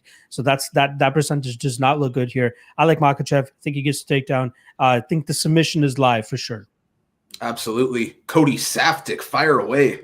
Yeah, I mean, I agree. I think we've got Khabib versus Gaethje light, and it probably plays out pretty similar. I mean, with Drew Dober, the boys already nailed this one as well. His takedown defense over the years hasn't been proven to be all that good, but it's not like exactly he's taking on straight wrestlers. Beneil Dariush can wrestle, certainly, but he's not like a straight wrestler. He takes him down. That's what bails him out, because you don't want to stand with Drew Dober. Let's be real. You look at the Alexander Hernandez fight. Alexander Hernandez can wrestle. Not exactly a high-level wrestler per se, but he's able to take it out. Frank Camacho is not even a wrestler at all, but he's able to take him down. Now you're going from giving up those takedowns to take on Islam Makhachev, and it's very similar to the Khabib fight in that Justin Gaethje has been wrestling since he's 4 years old, right? The guy wrestled. He was like a state wrestling champion. He went over. He wrestled D1 collegiately a little bit. And in MMA, he's had really good takedown defense. The guy knows how to wrestle. He had time to prepare for Khabib. Unfortunately, when you get in there, it's a completely different animal, and he was ill-prepared. And honestly, Trevor Whitman is one of the best coaches in the game. UFC brings him in. He gives his tidbits about the cornering advice, and you see him. He's, trained world champions like Rose Namajunas, and he's had a lot of success over the years, right? What was the game plan from Justin Gaethje? Justin Gaethje actually got outstruck by Khabib in that fight, because he was so worried about this takedown is coming. He kept both hands low and just allowed Khabib to get off. So again, now you have a very similar style. What do they go back to the drawing board? What do they do? Do you bum rush this guy? Then you're open up for the takedowns. Do you be hesitant and patient and wait for the punch to come? Well, then he's going to time you out. He'll strike a little bit, but eventually take you down. With Islam Makhachev, it's not like, again, you talk about who are the guys that he's fighting. He's taking on a bunch of wrestlers, right? He's taking on guys like Chris Wade, where he had a 100% takedown ratio over. He take down Arman Sakurian 4 times, this big brute from Europe. He's gone in there with guys that had more of a wrestling style, that are more grapplers, and he's been at Nick Lentz, another D1 guy out of Minnesota, and he takes him down 5 for 5 on takedowns. He wants these takedowns, he gets these takedowns. Drew Dober is not the best wrestler he's fought, so if he wants these takedowns over Dober, one would think he's going to go for it. Now with Drew Dober, he was a big underdog against Nasrat Haqparast. Turns out you stand in front of him a little too long, bad news, right? He's an underdog against Alexander Hernandez. Turns out, stand up in front of this guy a little too long, bad news. The book's written on him. Dude can strike, right? He's an American Muay Thai stylist. He's been striking the majority of his life. But when you have a guy that's struck his whole life in Drew Dober, a guy that's wrestled his whole life in Islam Makhachev, is striker versus grappler. And, 2021, we've known this since 93, really. Grappling tends to win these fights. So could he chin check him the way we've seen Adrian Martinez do? Yeah, sure. But again, that was a very young Islam Makhachev who striking has improved a lot since then. And to have Khabib go on record multiple times saying, one of the reasons I'm out of the division, I'm not coming back, is Islam's the future. This is the next guy. This guy can out wrestle me in the gym. That's a huge feather in the cap, having that kind of endorsement from the world champion and one of the greatest guys of all time. Seeing Javier Mendez in his corner, seeing all these guys that are just around him being, tooting the horn that Islam's the next guy, then it's perfect. Now, is 385 minus 400 a big price tag for Islam Makhachev? Yeah, absolutely. And whereas I would love this fight by decision, Lock's not wrong, man. Sub's definitely on the table, just like it was in Gaethje versus Khabib. It's just these guys are operating on another level. The wrestling's there, but the submissions do present themselves as they just break your will, put you in a bad spot, get you tired, grind you, cause you to give yourself a bad spot. And with Drew Dober, again, you've seen the Beneil Dariush fight. He's hot fire, but the more you cause this guy to work, the more you drag this guy to the ground, that bad position would be there for you. Now, can Islam grapple like Beneil Dariush? No chance, but You've seen lesser guys like Efren Escudero submit him, or you've seen, you know, Olivier Aubé-Mercier black belt, but you've seen guys go out there and be able to submit Drew Dober. Islam figures to be on that level, if not a little bit higher. So if they're giving you 4-1 as a submission prop, it's certainly live. But I think that most people are in agreement that Makhachev is one of your parlay pieces for this weekend. He's one of the safer picks on the card. He's a big favorite, so you are going to have to probably parlay him if you're going to bet the straight up money line. But barring a fluke KO, I think we're looking good. Now with Dober, that's the kind of guy that can land a fluke KO, no doubt about it. We can't overlook him that much. But this is MMA, you know, you're going to have to pick and choose spots and go after it. And I just hope that Makhachev minds his P's and Q's, gets this fight to the ground, grinds him down, gets the victory. Yeah, I'm with you guys. I'm on Makhachev as well. You know, I think this fight just comes down to, realistically, I just kind of feel like Dober has the puncher's chance, you know, which, don't get me wrong, he's a big power kid. And if he lands that shot, man, he just needs one. You know, this dude really cracks, really good striking. But you know what? I mean, honestly, Islam Makhachev, what we've seen from this guy, which let's keep this real, man. I think Islam Makhachev is probably one of the most ducked guys out there, you know, doesn't have a lot of name value with the casuals. And at the same time, this is kind of like a Habib, you know, stylistically, but also brings a more exotic striking skill set to the table. I think Islam is going to be able to stand with this guy on the feet, but the story of the fight, we all see the writing on the wall. It's Islam dumping this kid down, doing what he does, and winning this fight. I'm on Islam. I think Dober's going to have to find that big shot. However, Islam Makhachev, that one fight he's lost, man, Adriano Martins, that guy only had a puncher's chance, and man, he punched his ticket and got it done. I don't see that happening to Islam twice. I really do think this kid is the future. So it's Islam for me, baby. All right, we've made it to championship bouts. Petr Yan versus Aljamain Sterling. The bantamweight strap is on the line, and I believe lock. I think you're up on this one, dude.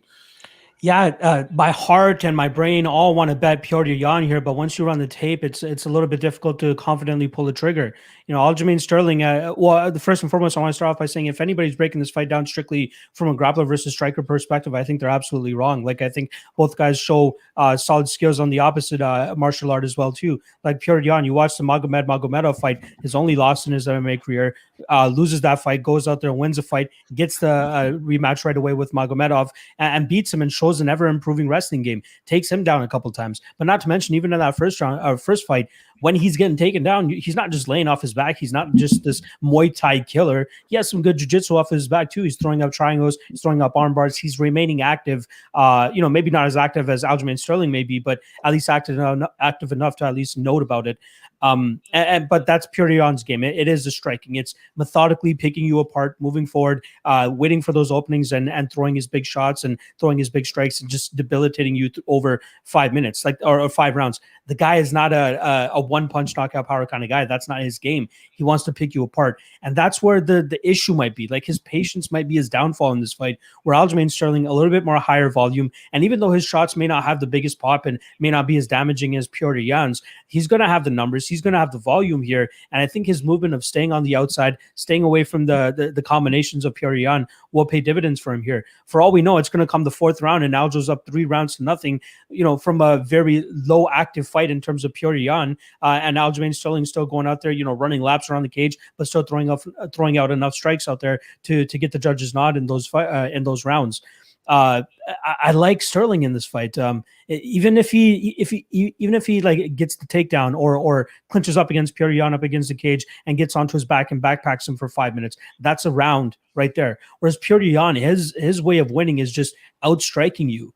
And he's close to giving up rounds to Jimmy Rivera until he rocks him late in those fights in the first and second round, rocks him right at the end there and just, you know, wins the round just based off of that. What if he doesn't touch Aljo here and he just lets Aljo dictate the pace and lets Aljo get his volume off? Then he's giving away rounds. Maybe I do believe if anybody's winning this fight later, it's probably going to be Yan, given the fact that he has 5-round experience. We haven't seen Aljamain Sterling go that full 25 minutes before. There are fights where we see him running laps around the cage at the end of a 3-round fight. And then there's fights like the Pedro Munoz fight where we see him kind of, you know, not as, fresh and not as much cardio at the end of the 3rd round.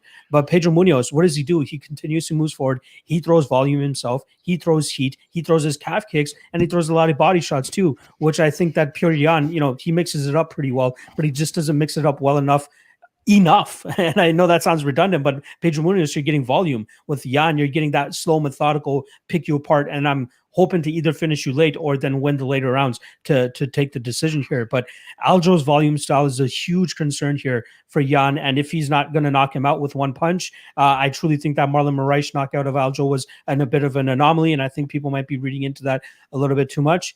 But you're not going to see me running to the betting window to bet against a guy like Petr Yan. The guy is an absolute beast, and he could find a way to win here. But given what we've seen in the cage thus far, I like Aljo. I like the style that he brings here against Yan. I think he matches stylistically very well. And again, if people think that if he doesn't get a takedown here that he's going to lose, they're wrong. They're going to be surprised that Aljo can actually win rounds on the feet here. So, yeah, I like Aljo. I like him to win by decision. But the spot that I feel most comfortable about, we talked about this on the prop show, is the over. I don't think that we're going to see a quick finish from either guy here. The over 2.5, over 3.5, I think is a good spot, as I do see this fight getting extended into championship rounds. But if you're putting a gun to my head and saying, who do you think wins? I'm going to go with the Aljamain Sterling side. And I think he takes this fight by decision. Love it. Cody, what do you think, man?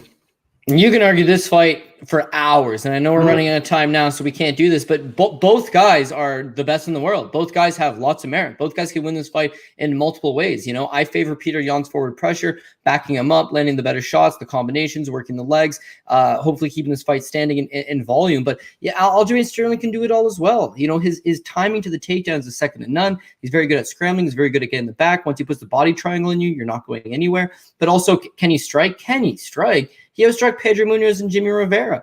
Why? Because he's so much faster than all these guys. He's got an excellent jab. And this is something Guru talked about last week, not last week, but when we talked about Kamaru Usman.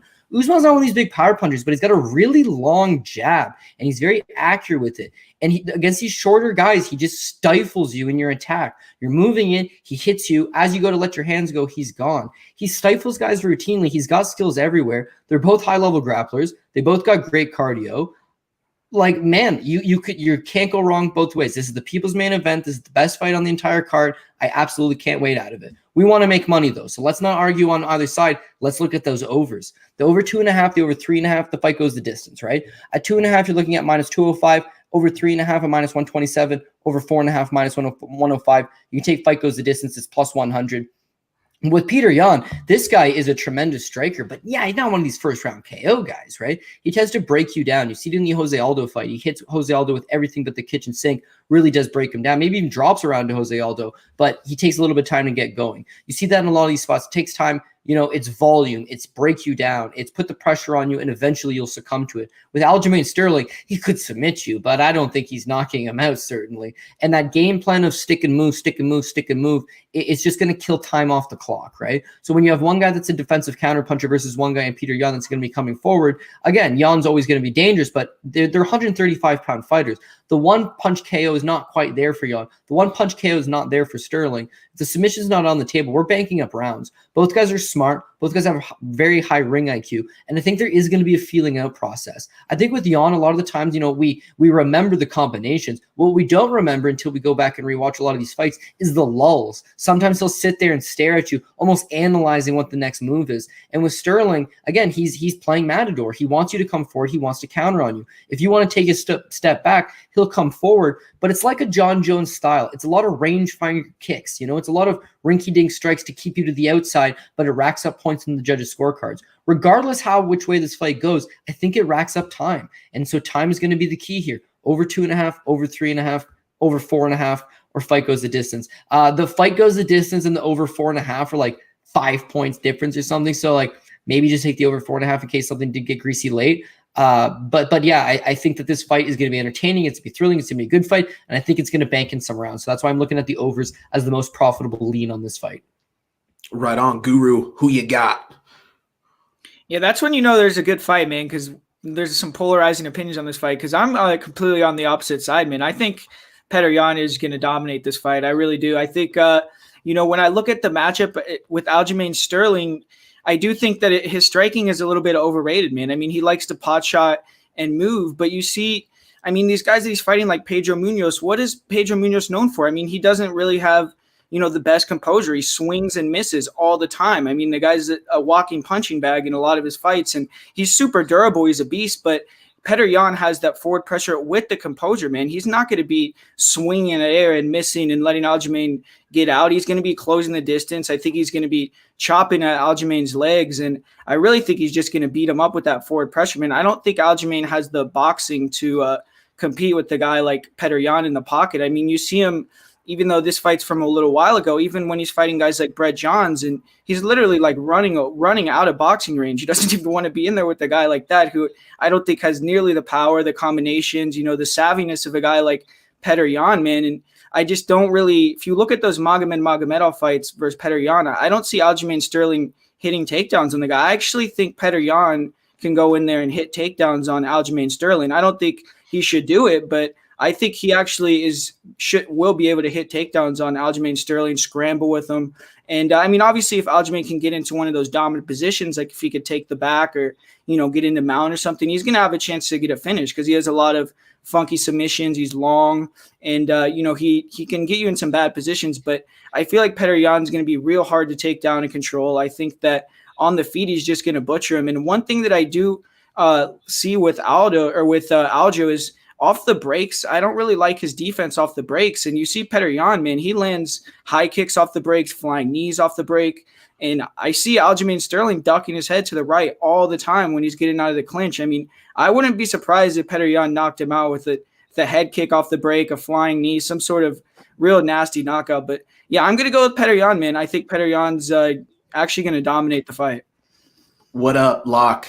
Yeah, just two things that I want to say here. One, I think whoever wins this fight could absolutely come out on the other side looking like a -300, making the other side look like a complete dumbass, right? But on the one more thing that I want to add about Petr Yan, the majority of his camp this time around was spent down at ATT. And one thing that ATT has been implementing as of late, Thiago Moises and Pedro Munoz last week alone, the calf kick. What if we see Petr Yan go out there and start to implement the calf kick his own? The guy's already a mean kicker himself too. Yep. What if he does that, approaches that with Aljo? If Aljo wants to play on the outside, his leg is still going to be there to be kicked. So if he targets that calf kick, yeah, it might be a quicker night for Aljo in terms of losing. But yeah, we haven't seen that historically from Yan. He is a kicker, but he doesn't notoriously aim for the calf like these ATT guys have as of late. But just that is just a bit of information I think some people might be overlooking, but that is something that ATT guys are definitely taking under their wing, just like MMA Masters guys as well. So that's something to keep an eye out for here. Go ahead. Yeah. Hey, Locke, and I think that's a great point, man. We're talking about the jab of Aljo. If as soon as he's throwing that jab, man, putting that weight on that front leg, man, Yan could really tear him up. I'm with Guru on this one. So first off, I just got to say, guys, I've been thinking about this fight for months, and I really do think it's a very close fight. But at the same time, Locke, you just said you think somebody might come out here and just look like the clear-cut favorite. I'm getting a similar vibe, man. And when it comes down to that, I do think I got to back Petr Yan in this spot.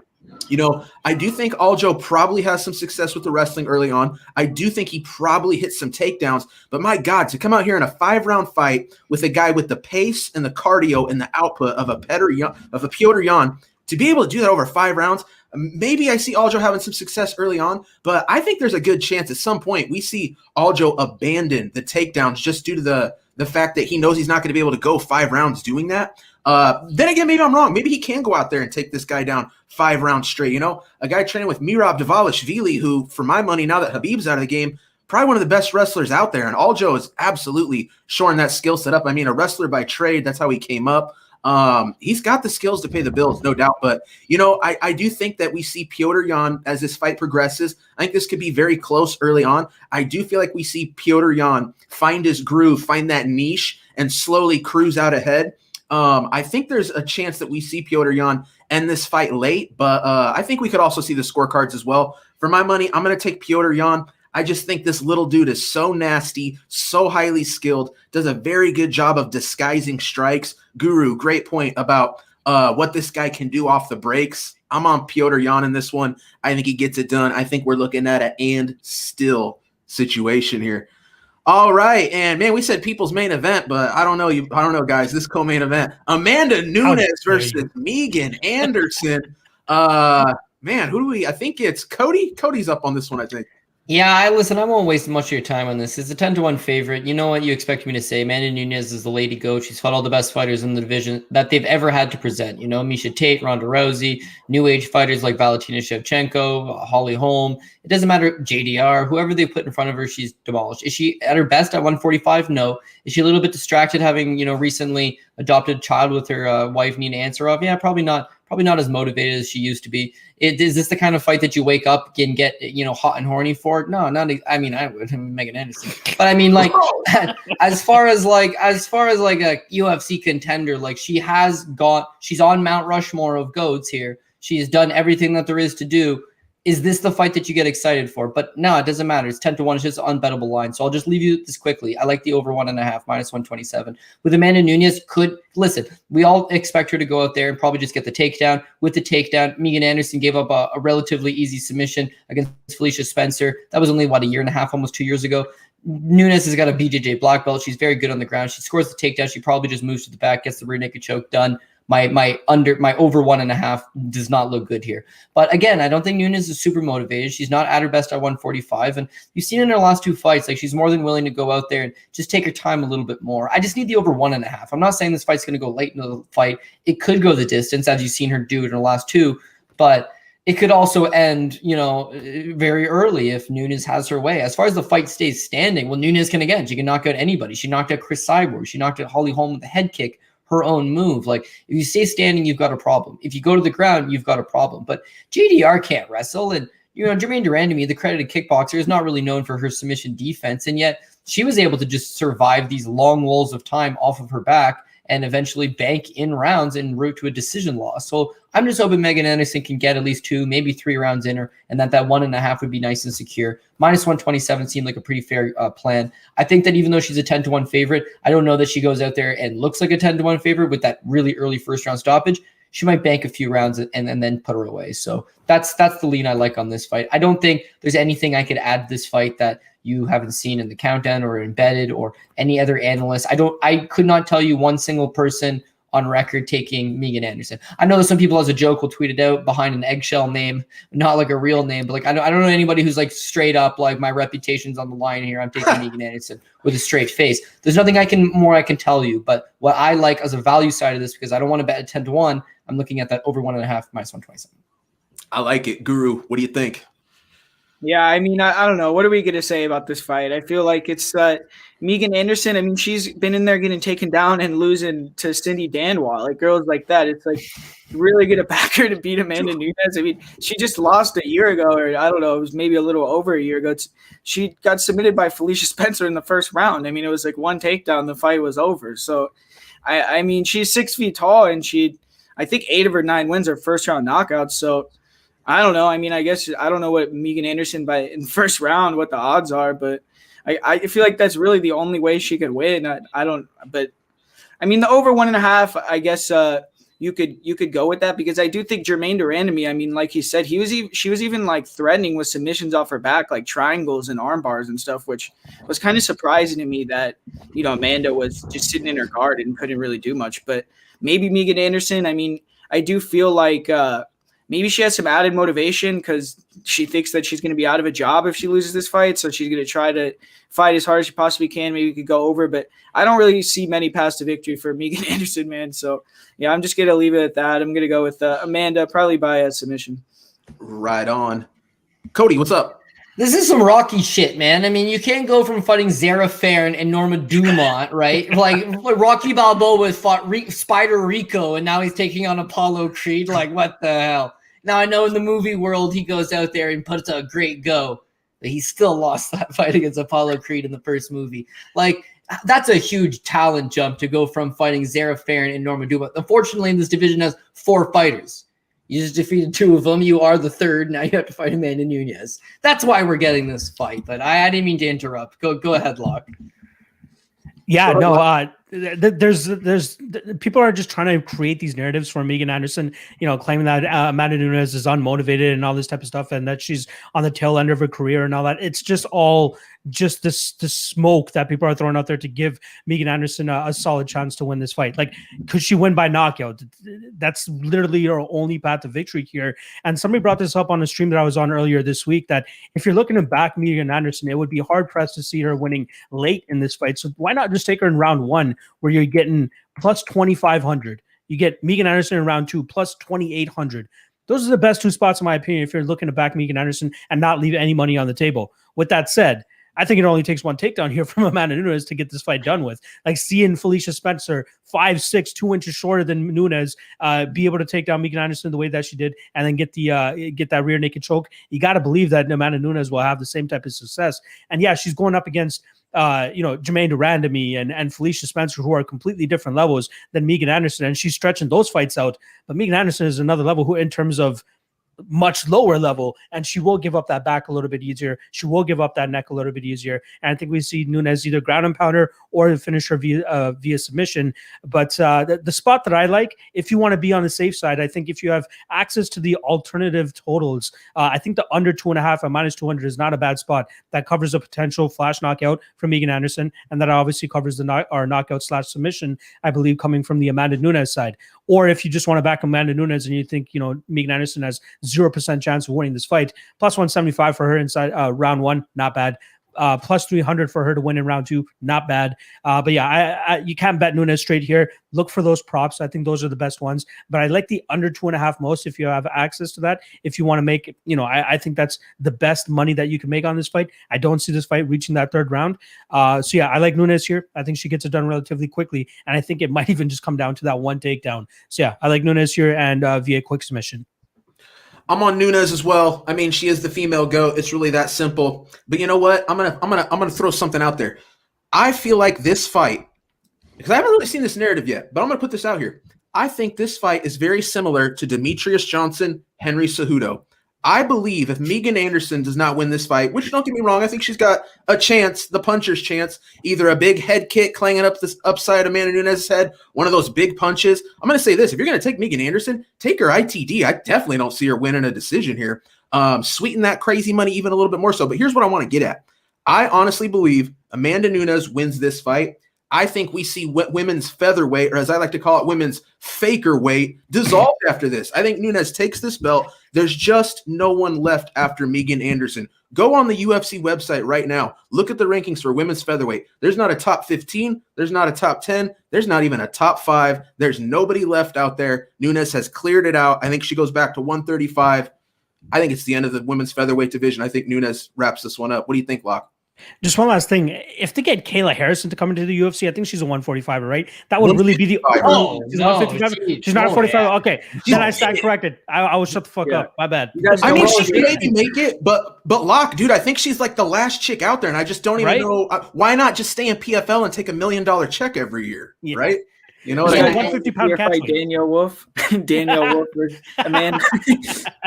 Bro, she's closer to 170 than she is closer to 45. Like, right. Kayla Harrison's absolutely overlooking her. Yeah. Sign up those milli checks though. They've got. I would rather fight Lara Pacheco for $1 million. Yeah, Larissa Pacheco, a former. She was on Tough at 45. Like, yeah, do I want to fight this girl, Sarah Kaufman, blown up all the way up? Like, or do I want to take Nunes, who? It's a bad time. You know what? You're right. She's blown up the division. Right on.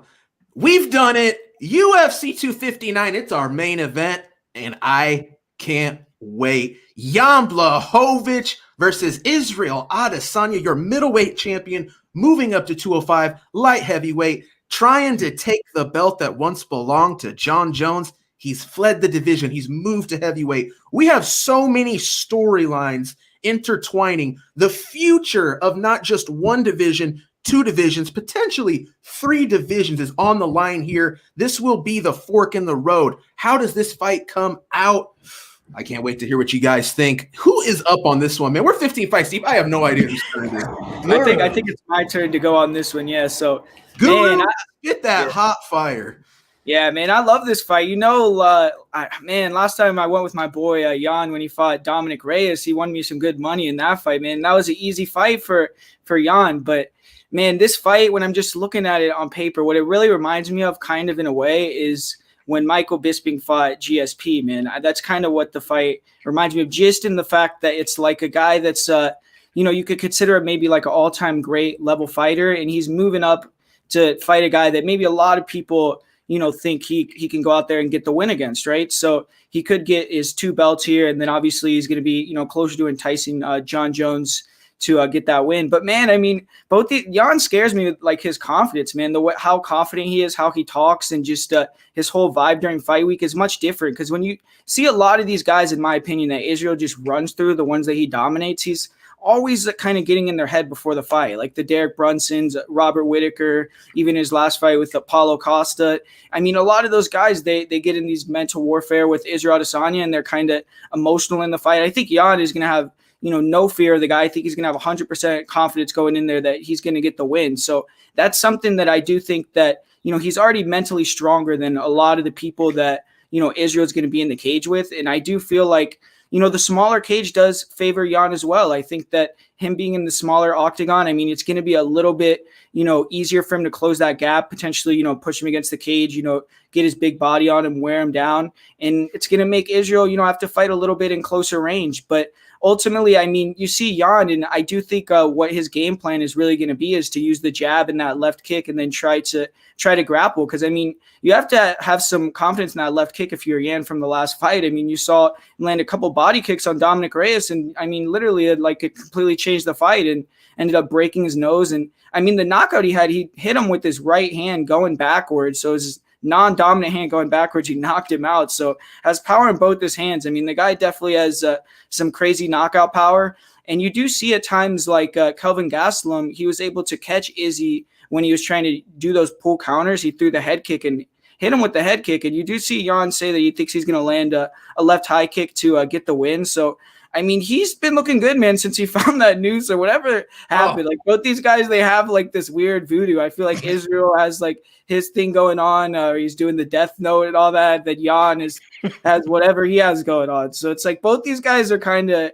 I don't want to get in the middle. Like I see some people probably are going to be confident, probably betting on Izzy, parlaying him up, but I just don't want to get in front of a guy like Jan Blachowicz, man. It scares me to bet against him, but I do think it's going to be a decision. I think that Israel is going to kind of play it safe, be on the outside, and just probably be able to outpoint him. But I think Jan is going to either win a round, win 2 rounds. I think it's going to be a competitive fight where, I think he's going to have success on the feet as well. If you look throughout Jan's career, man, I mean, Maheta Santos caught him with the one shot and knocked him out. But other than that, no one has beaten him with striking in the UFC. I mean, Alexander Gustafsson was taking him down, Patrick Cummings. Jimmy Manoa, I guess, beat him the first time, but the second time they fought, he kind of rectified that situation. So, I mean, we've never really seen Jan just go out there and get destroyed on the feet, get punked out. So I think it's going to be a good fight, but I'm not going to go against Izzy, man. I'm going to pick Izzy to win a decision, but man, I mean, Jan, he's cashed as the underdog 7 out of the last 9 times, so we'll see what happens, but I'm going to go with Israel. Right on, Locke. What do you got?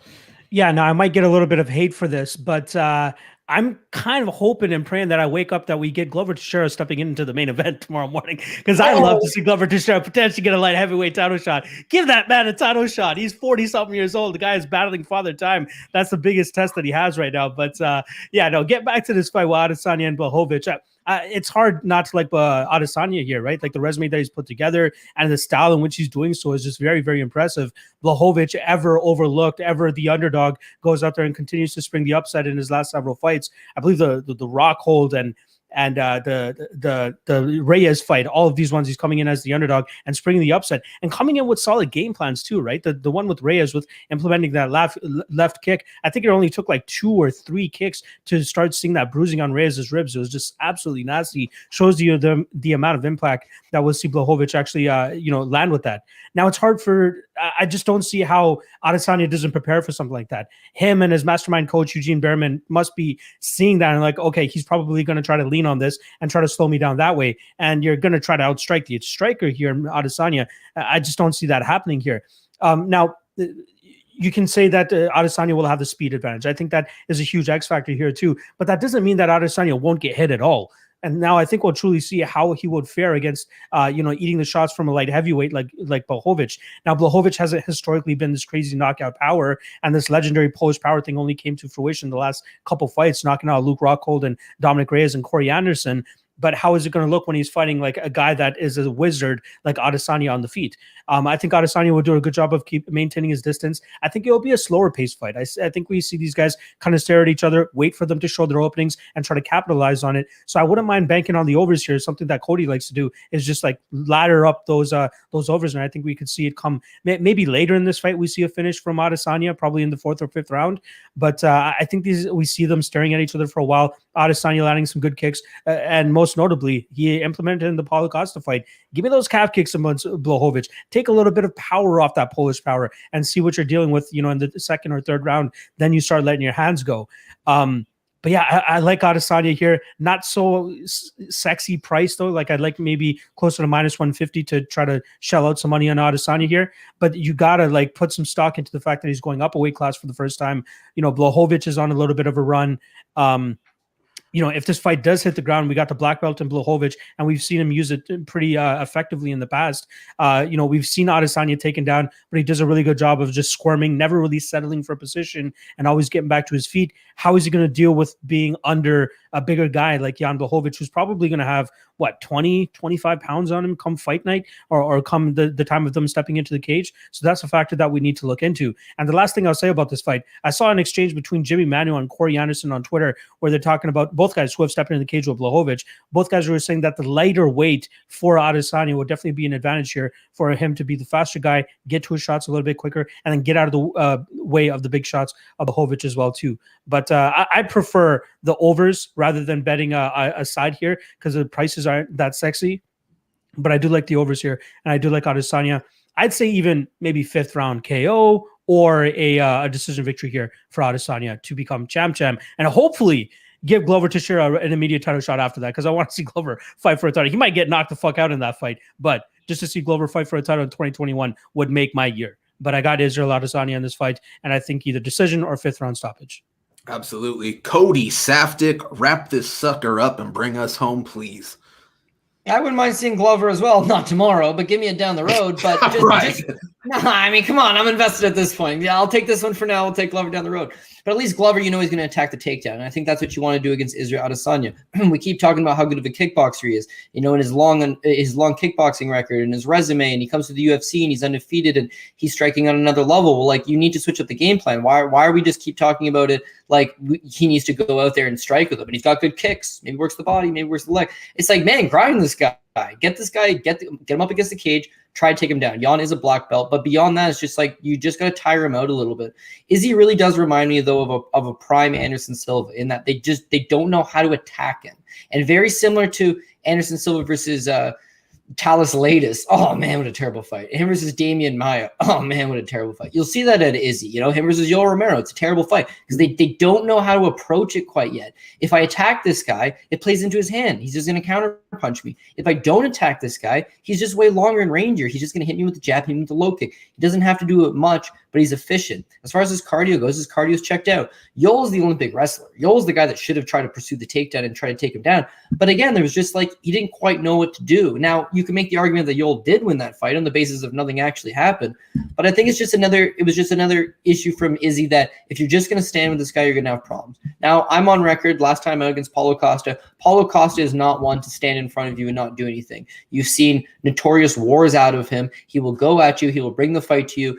Maybe Izzy's a little weak. Maybe Izzy's a little frail. Back this guy up, charge at him. The same thing happened to Paulo Costa. Now, Yoel Romero, you've seen his fights with Robert Whittaker. You've seen his wars with Tim Kennedy. You've seen the fights this guy did. Who makes Yoel Romero gun shy? But it happened. And then Paulo Costa steps into the exact same spot, and for whatever reason, gun shy. So with Jan, it's like Jan's got to go after him. But the last time you seen Jan get gun shy was Thiago Santos. He waited the first 2 rounds, and in the 3rd round, he finally got impatient, went forward, got clipped, got knocked out. Izzy's going to want to play that game. Stay to the outside, use your wrench, your length, your reach, and ultimately counterpunch this guy. Get him to come forward, intercept him. He's smoother, he's more fluid, he's faster. And coming up to 205, no, he didn't weigh in at 205 pounds. He comes in at 200 pounds. It's not quite at the limit, but yeah, that's not going to be a big deal. If you make this a grappling fight, that 5 pounds could be a big difference. But in a striking match, it's like he's going to be proficient. He'll be able to move around. And Israel Adesanya, like if you go to his kickboxing career, he had actually fought at like heavyweight. He had fought at light heavyweight. And then in MMA, you finally start cutting some weight, you come down to 185. But he doesn't really seem to be out of his element against these bigger guys. Again, he has that speed advantage. Could you catch it with something clean? Absolutely. And then the last little X factor I'll sprinkle on it. This is a close competitive fight. Don't get me wrong, but I am going Israel Adesanya. I like the overs, like Locke was mentioning. I got the over 1.5, over 2.5, maybe 3.5. At that point, maybe he can pick him off late. But one last thing, and you guys can give me your take on it. On Twitter, I guess we'll talk about it. The show's almost done, but Blachowicz looked like he was limping at weigh-ins, right? And his foot kind of looked a little bit mangled. And I got to wonder, I mean, the four of us, really, we've talked about this fight and that how big of the leg kicks would be a huge benefit to Blachowicz. You see him do it against Dominick Reyes. You see him just slow guys down. He's got a very good body kick. He's got a very good leg kick against Adesanya, a guy with long, skinny limbs. Why not attack those limbs? But it seems like that's probably something he's done all training camp. And who knows if he caught an elbow at some point, if he caught a knee at some point, maybe compromise his kicking a little bit. And if he is even slightly compromised against Adesanya, it's going to be a rough go. And so finally, Jan Blachowicz has had a tremendous run. This guy went from 2-4 to start off his UFC career to an 8-1 streak. He's 38 years old. He captured a version of the light heavyweight title because Daddy decided to leave for a little bit anyways. But it's a magical story. But there's no denying he's got the win over Luke Rockhold, an 85er at the end of his run. Chin's not gone. He did not, if he shows up the way he did against Jacare, he's mincemeat in this fight. But again, Jacare, a middleweight, moving up to 205, near 40 years old. Corey Anderson, no longer with the promotion, can't really take a punch. And then the Dominick Reyes fight. That's a solid victory. How good is Reyes? Is he just a one-trick guy against John Jones? I don't know, right? That the book's still out on him. But with Jan, it's like maybe he's overachieving. And a win here would just be huge, but I don't think it's expected. So I got Adesanya, but mostly I'm going to focus on some of those overs. Oh, boy. Guys, listen, I'm not superstitious, but I am a little stitious. This Hangman's Rope bracelet deal, this shit's got some magical powers, guys. Because I've said it again. I've said it before. I got to say it again. Jan Blachowicz as the light heavyweight champion. Had you told me 2 years ago, I'd have called you absolutely nuts. Yet here he is. The dude repeatedly cashes as an underdog in spots that, man, I've honestly backed him on a couple. I picked this guy. I bet this guy to beat Luke Rockhold. But I sure as heck didn't take him to beat Dom Reyes. And, man, he did it. Really put it on him. And I'm very impressed, man. This guy really has elevated from where this guy started in his UFC career to where he's gone. Man, just tremendous growth. And the guy's very good. But at the same time, kind of look at the path to victory. Look at some of these matchups. I mean, a couple fights ago, this guy's holding Jacare Souza, a middleweight, fighting at 205, who's 41 years old, Maybe it makes sense. Jan Blachowicz has made it to this point. But you know what? For me, guys, as simple as I can put it, speed kills. And I just think Adesanya is too reactive, too quick. His counters are on point. For my money, I think the guy's the best counter striker in UFC history. Locke, you kind of said it. I expect these guys to, kind of feel each other out. I think we're going to see a lot of inactivity. It could look very similar to that Yoel Romero matchup. I hope not. It was very boring, but at the same time, I think that's a very smart game plan from Adesanya. He really just needs to avoid the Polish power. He cannot absorb those body kicks. He cannot absorb those left hooks to the jaw like we've seen. And you know what? I just think Adesanya, he's a very calculated guy, super sharp striker. Why he's able to lull every guy into not holding him up against the cage, not working for takedowns. Jan Blachowicz, I mean, this guy's a black belt, right? He's got credentials, but why do I have a feeling he's going to go in there flat-footed, plodding, slow, and go toe-to-toe with Israel Adesanya? Because that's what everybody does against Israel Adesanya. I got Izzy getting it done in this one. The newest champ. I'm going with Israel Adesanya. And we did it! 2 hours and 45 minutes. I love it. Give us a round of a hand, guys. Come on.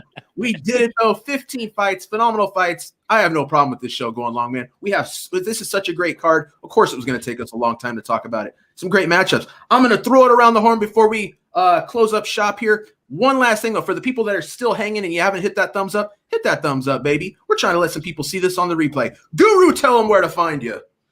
Yeah, man. Like Bleed just said, I mean, we have almost 3 hours here, like 600 people. So yeah, hit the like for sure, man. We feel like we did a good job today. And yeah, the card's really good. I like a lot of spots. I feel like we, have a lot of similar reads on some fights. So that's good. And yeah, if you want to follow me on, YouTube, you could just type in MMA Prediction Guru. You could go to Twitter, go to Prediction MMA. You can hit me up if you want to there. And I always appreciate the sport, man. And yeah, awesome show today. Definitely. Lock of the night. Tell them where they can find you. Yeah, MMA Lock of the Night or MMA LOTN on all platforms. That's on Twitter, IG, and YouTube. My bladder is about to explode. So if you haven't already, make sure you guys hit that like just for my bladder alone. And one thing I'll leave you guys with, normally I try to convince the wife to try to watch these pay-per-views with me, especially a big card like this where we have bangers from top to bottom. But I ain't trying to get her to feast her eyes on Carlos Ulberg, Drew Dober, and Kyler Phillips. Hell no. She can still watch Bridgerton, whatever the hell she's watching. I'm going to watch these fights by myself. But yeah, I appreciate you guys watching as always. Again, MMA LOTN on all platforms. Enjoy the fights tomorrow. Hopefully we make some money and we can talk some shit next week, breaking down the next card as well. Always a pleasure to talk fights with you guys. Absolutely. Cody Saftic, let him know. Yeah, I feel like we're on a road trip. Locke's got to pee. My ass is falling asleep. It was a good roll here, almost 3 hours. And, we never asked for much, but it would be pretty dope. UFC 259, maybe get us to 259 likes. We're super close here. I think we're at 251, like eight away. On your way out real quick if you haven't done so already. But regardless, chat's been massively live. Great turnout as always. Great chatting with the boys. Huge 15-fight slate. I hope I wake up to good news that nothing's been canceled, but tomorrow looks like a really good day. So thanks for chatting with us tonight and looking forward. Absolutely. Hey, listen, you can find, I'm the host, right? I got to kind of keep it short. If you want my more long-winded breakdowns, type in Bleed right here on YouTube. Bring up my channel. Just to your heart's desire. I really rambled on this one, so check it out. Other than that, man, you can find me on all the social medias. Thank you guys so much for watching. Thank you to odds.com, Odds HQ, everybody in the chat, all these guys on this panel. UFC 259, baby. It's here. It's upon us. All there is to do, cash some tickets, make some money, have some fun. Thank you guys for watching. We are out.